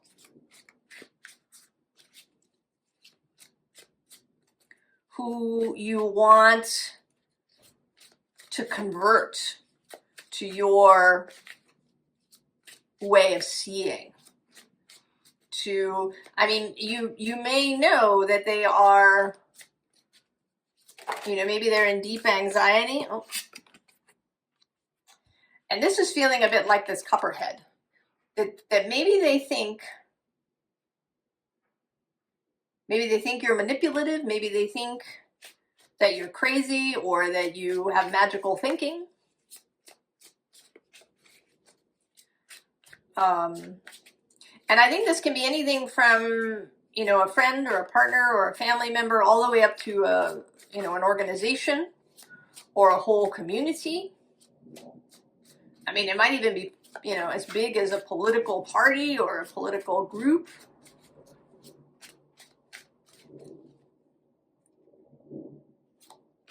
That you are seeking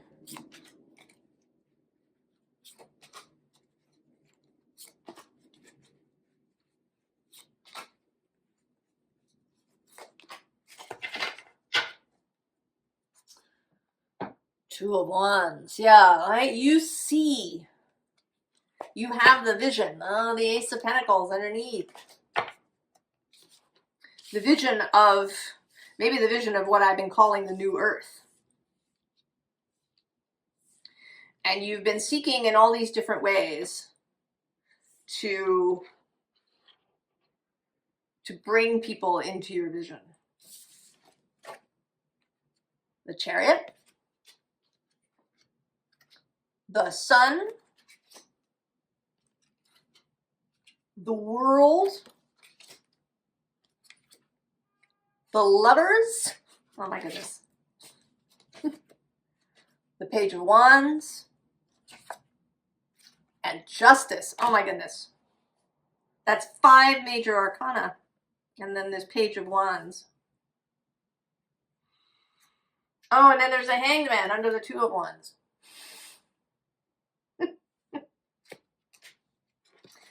Who's next to the Ace of Pentacles? Oh, it's Death. What? And the 10 of Swords. Okay. So I think the advice here, I think what we have here is some advice for you, Aquarius. That you perhaps have been expending a lot of energy in this process.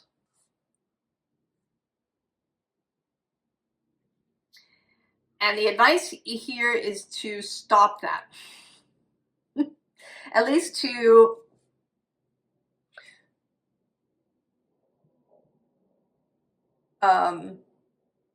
that what you're doing is creating resistance.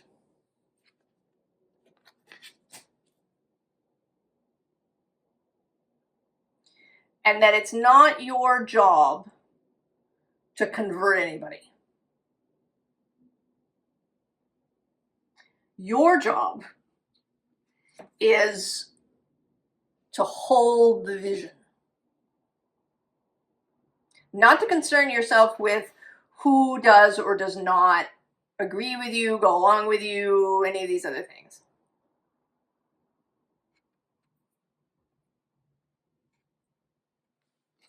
Right? To hold the vision. We even have this Nine of Wands here, right? The perseverance, the continued focus on that which you wish to see. So keep your vision, treat people the way that you think it should be. That is to say, be kind, be generous, you know, be open to connection, right? If somebody shows up and says, tell me more, you tell them more, but you don't hunt them down and attempt to give them more. I want to say you don't even do this psychically. Wish them well.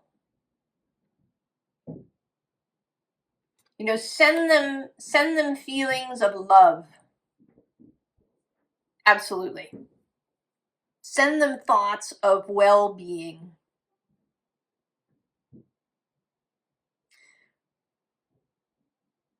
Not a conversion, just thoughts of well-being. Because there are these other forces moving. Right? The Chariot, and in this one, sort of evoking Ganesha. The sun with clarity. The new world, the new earth, whatever that means. The Lovers, choices made from love and disparate things coming together. This energy of the Page of Wands, of newness, of a fresh outlook, of beginner's mind, of inspiration, and then justice, harmony, balance, trueness, natural justice. All of this is moving. And those who are ready, who have this path, who are into it, who, right, they may be behind you, they may be months behind you. Some may even be some years behind you. This is not, I don't think this is an all or nothing kind of thing. You know, even if we talk about this new earth as being somehow separated in some way, I don't think that it's like, you know, the doors are locked and no one can, you know, it's not like did you have one of those teachers in college who would lock the door so if you were late, you couldn't get in? I don't think it's like that. It's not your job to convert people. It's your job to hold the vision and to wish them well.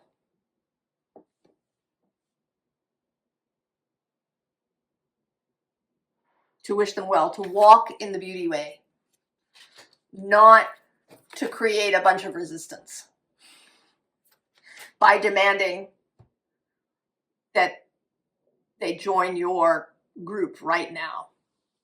You know, even if you're doing it privately in a psychic session.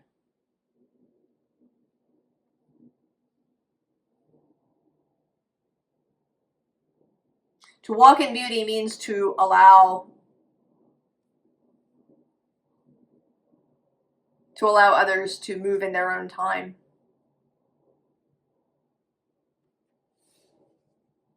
Aquarius.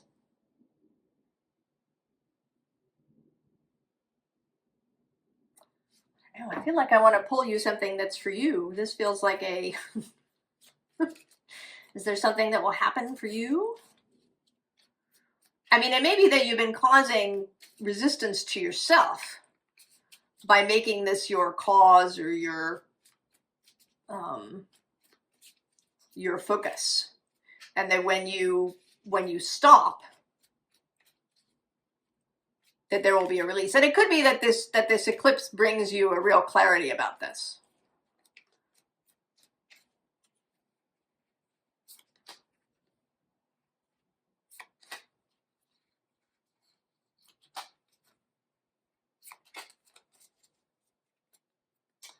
Oh yeah, Ten of Pentacles, just right, like be with people. Who's underneath? Knight of Wands. Oh. Eight of Pentacles. 10 of Cups. The Laughing Hierophant. And the Ace of Swords. Yes. So I think that when you stop making this your task, when you refocus on what is yours to do and what is yours to be, when you, right, accept that some people will come and some people won't, when you approach things with love, with laughter, with knowing that source is moving to, with faith, then you're going to get the new idea or the new direction that maybe you've been wanting or needing or expecting.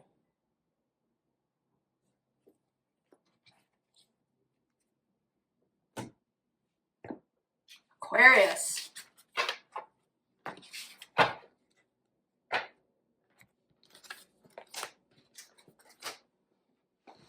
Pisces. You want to go backwards too, like Scorpio.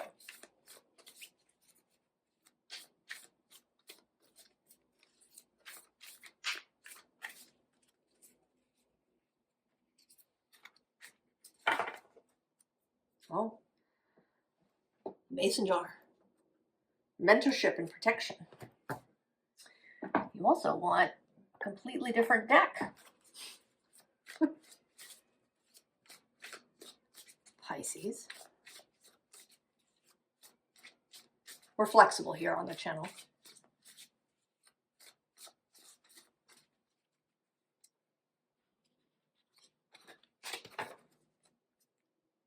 Oh, wild lands.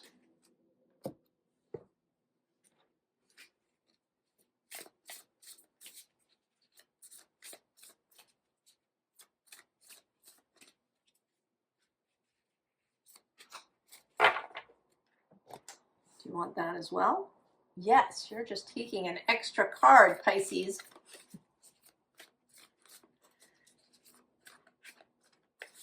Oh, and that was golden.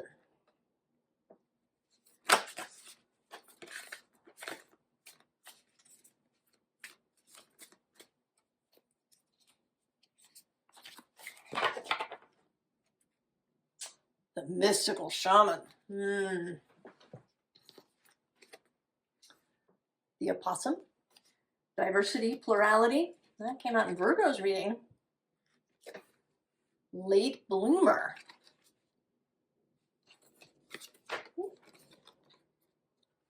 Create some space.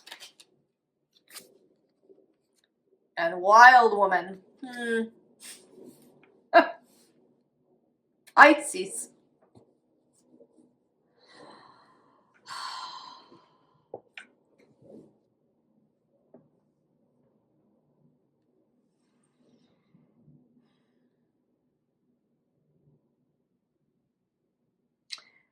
You're ready to take some sort of risk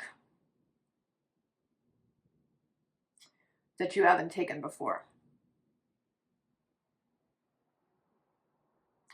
I think that you're feeling confident in a way, also in a way that you've never felt before.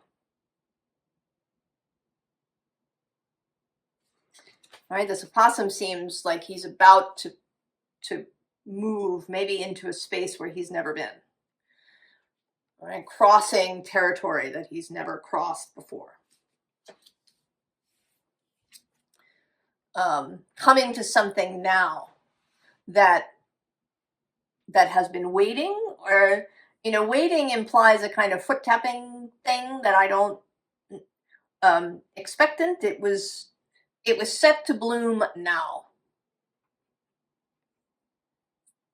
It was not going to come before. It is now.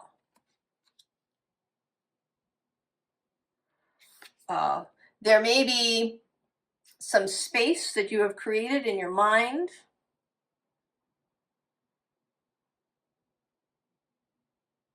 or that you are about to, that this eclipse is going to give you some kind of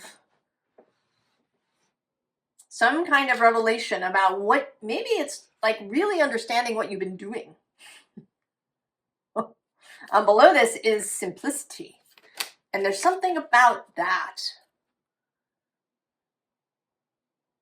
Seeing something really clearly, seeing something in really simple terms,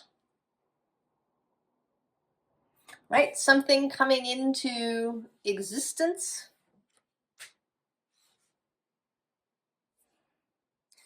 Right? This too, seeing. You may have some kind of numinous experience, some kind of psychic experience. But I don't think it's going to be shocking in any way. I think that it's kind of going to feel like, oh, yes, of course.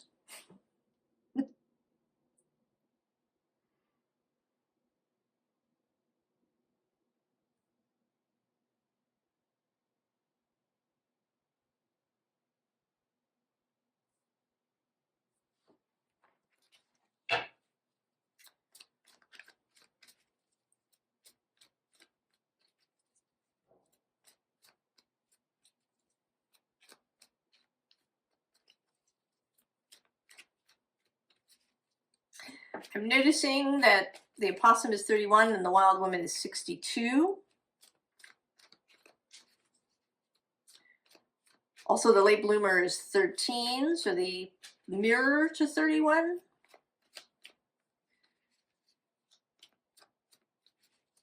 Something.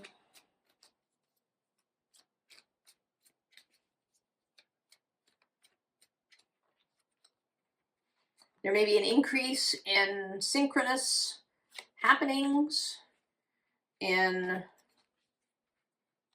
patterns showing up.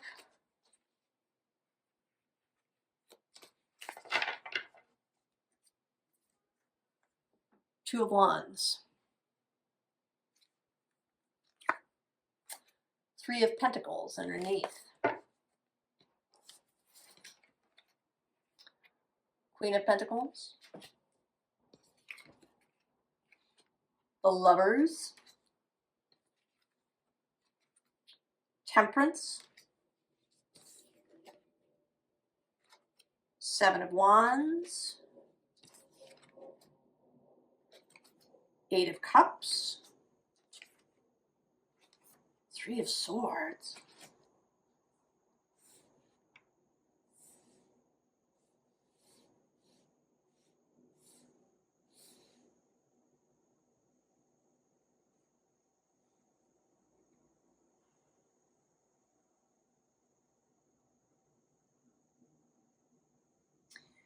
It's odd. It feels like, oh yeah, there's the Hermit underneath. And the Emperor. It feels like you're watching something coming into being. And that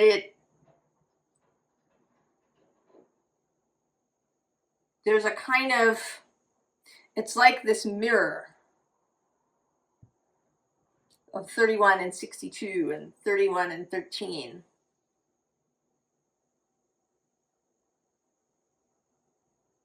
That there's this end, right? The Queen of Pentacles, the Lovers, Temperance, and then these more difficult energies on the other side. And it's like you're watching a conversion process. Right? That the Seven of Wands becomes Temperance, where disparate things are mixed to create something beautiful. And we were seeing Virgo was having this experience of mixing things that they thought could not be mixed. It may be that you're watching a Virgo, or just it maybe you're seeing the results the South Node moving through Virgo. Perhaps in your own life. You know, and then there's this sense of the Eight of Cups and, you know, moving away from things, whereas the Lovers is about moving towards something.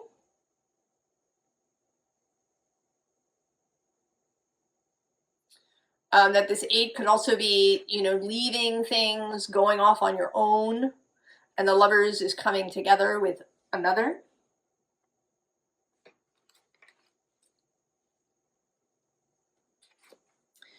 And then the Three of Swords as disappointment, as perhaps a sense of victimhood, a sense of loss, of lack, of, you know, all the various heartbreaking things in your life.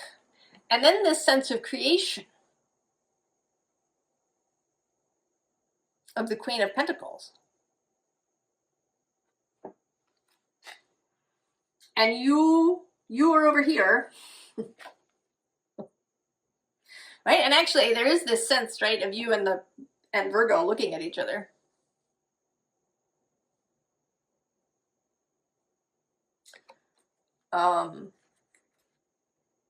Right? Maybe the sense of the nodes moving through your life.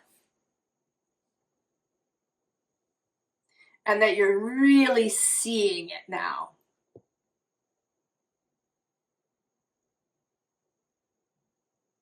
And really allowing it to happen.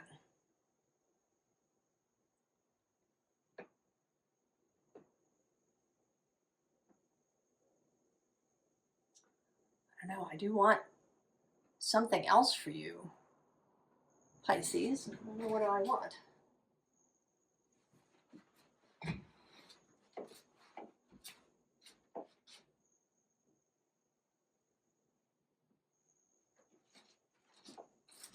Different tarot deck.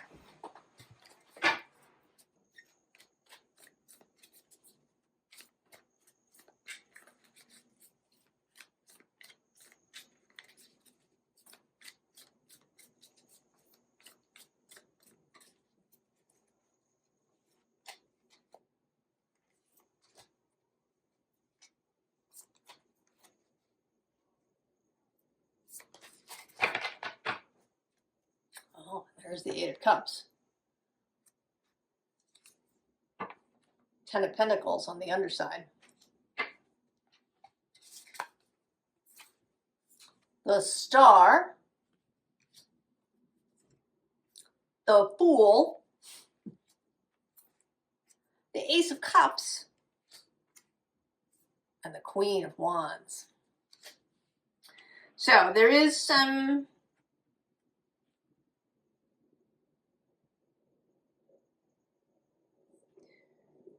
right, there is this walking away.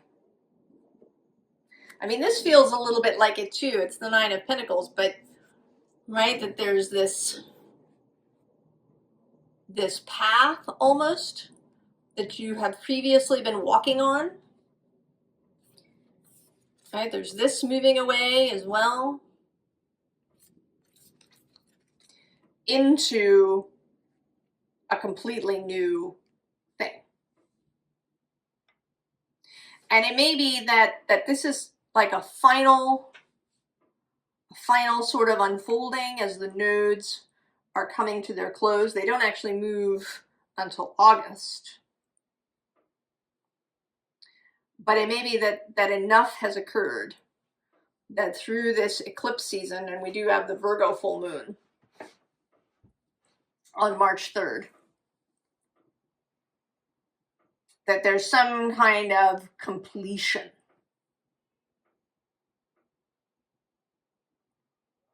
That happens for you. I don't know if this is the last Virgo Pisces eclipse or not, or if there's one more in the fall. I'm not sure. But there is something that is going to come to a completion. that allows you to move forward with, right? The Fool, the Ace of Cups, this fabulous Queen of Wands, right? She feels like all of that.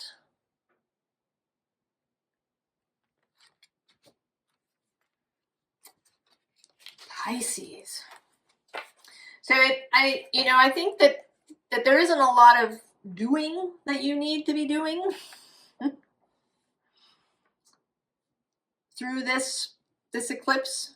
This feels, allowing, witnessing what happens.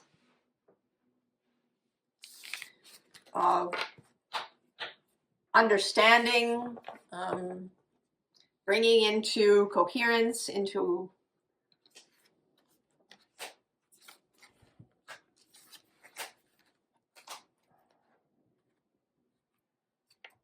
integrating, that's the word I'm looking for. I had a hard time pulling that out. Integrating what's been happening for the past year with the nodes and with everything else. Pisces.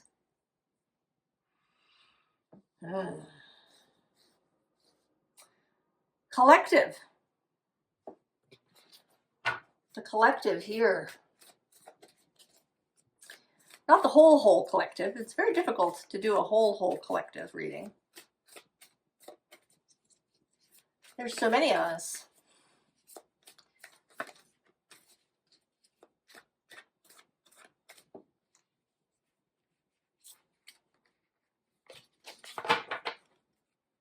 Oh, the Rainmaker.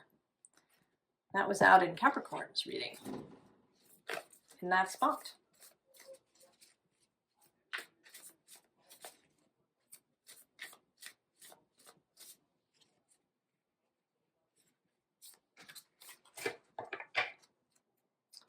The Beauty Way. This has come out, I think, 4 times now, in one way or another.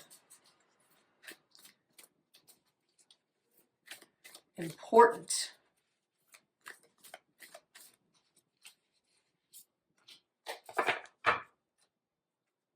Sassafras.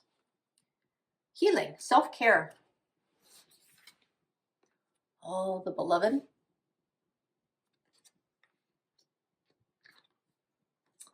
The Tall Poppy. This kind of showed itself a little bit. It was underneath a couple of times, but I didn't feel inclined to show it. The Bayou. Emotions manifestation.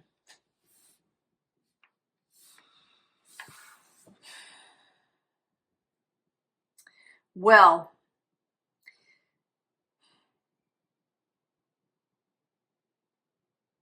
this feels related to the Aquarius reading.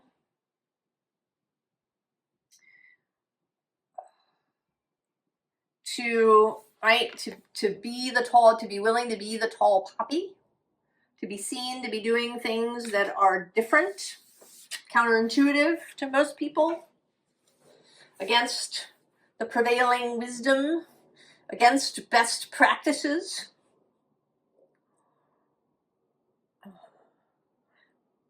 But not in a way that is an attempt at conversion, not proselytizing.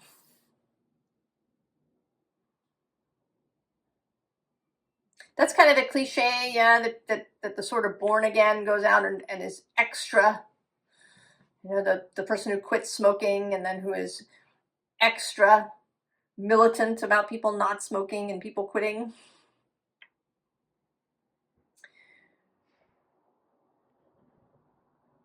We don't want that.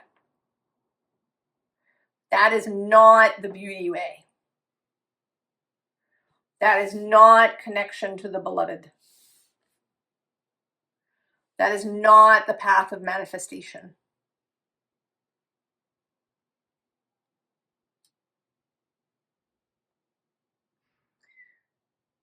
This is about walking in beauty.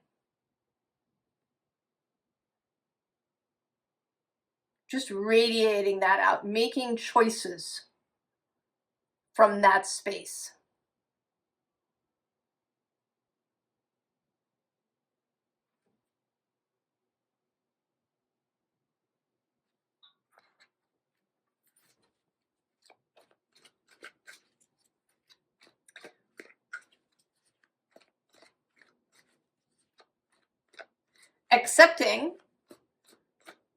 Accepting being visible, accepting being different.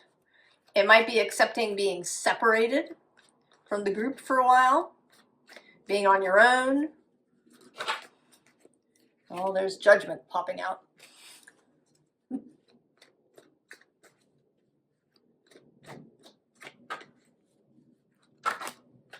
Oh, and the Page of Swords, I still don't want it.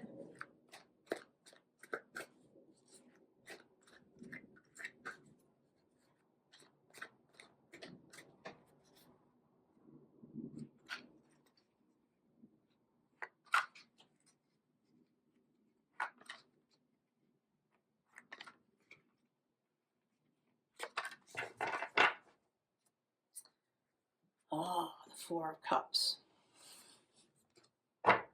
Three of Wands on the underside. Nine of Pentacles. The King of Cups. Page of Pentacles. The Ace of Pentacles. And the Three of Swords.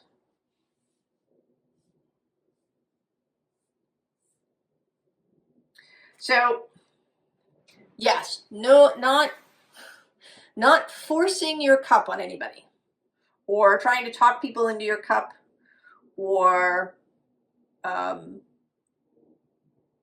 you know, hanging out there waiting for them to take your cup. Not useful. I mean, when the moment comes, the Eight of Cups came out in Pisces reading. When the moment comes, they will go. All right, then we have the Three of Cups. You're not going to force people or talk people into it or convert people into the beauty way.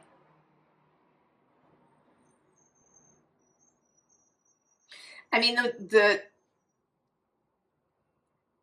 what you can do is be an example in all the different ways around, you know, resources, personal resources, how you spend your money, where you spend it, how you regard resources and abundance, how you talk about it.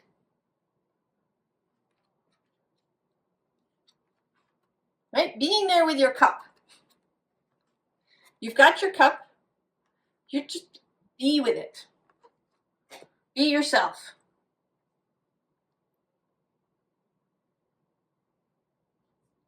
Just be.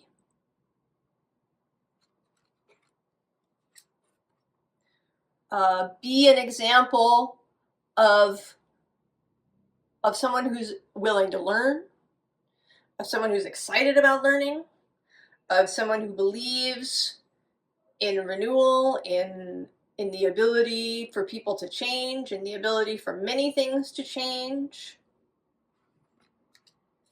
who believes in the new earth.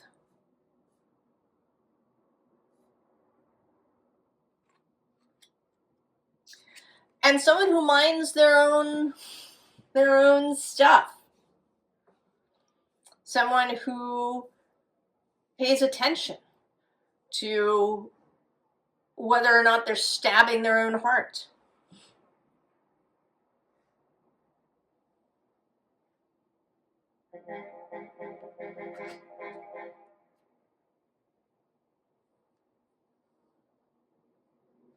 That the way forward, you know, and maybe this is the, I don't know if anybody's talked about this in talking about this astrology.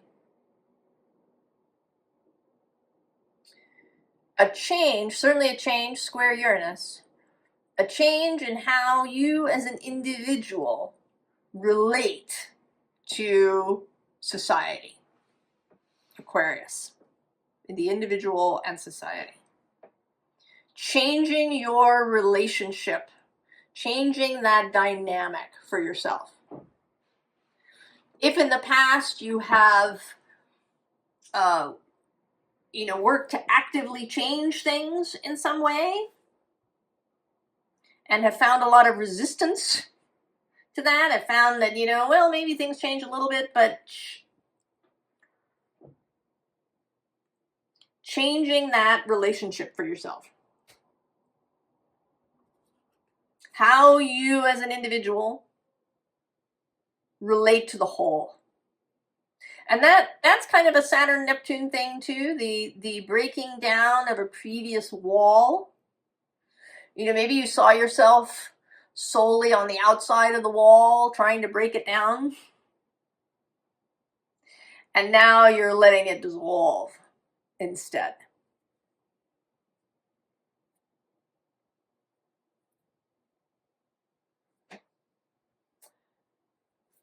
And we'll get a little last message for all of us.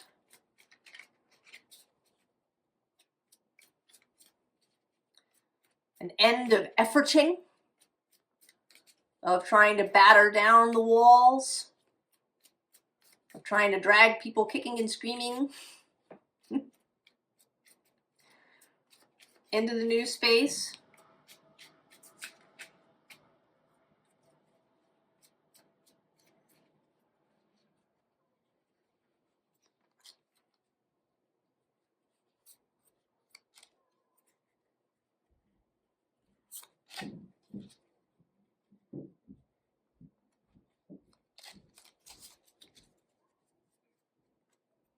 Oh, there's that Three of Swords.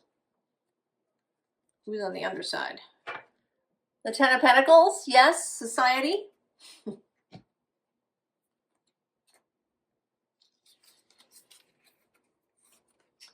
Five of Swords, the headache. Strength. Kind of there's a little bit of a conversion factor here happening. The ability to perhaps see from more than one perspective at once. The Chariot, that fast-moving energy that doesn't have anything to do with you. I mean, in the sense that you don't control it. It's coming through. And then the Seven of Cups. Choosing. Your choices, how you choose. Under this three is this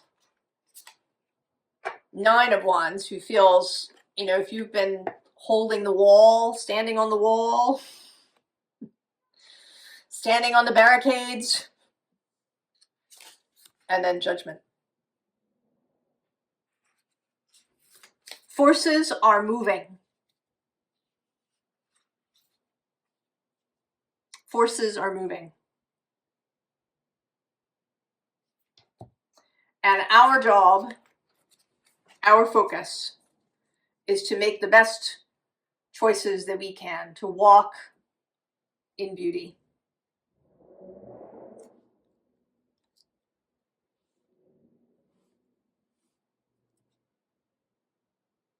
To be the change that we wish to see, rather than trying to convert others.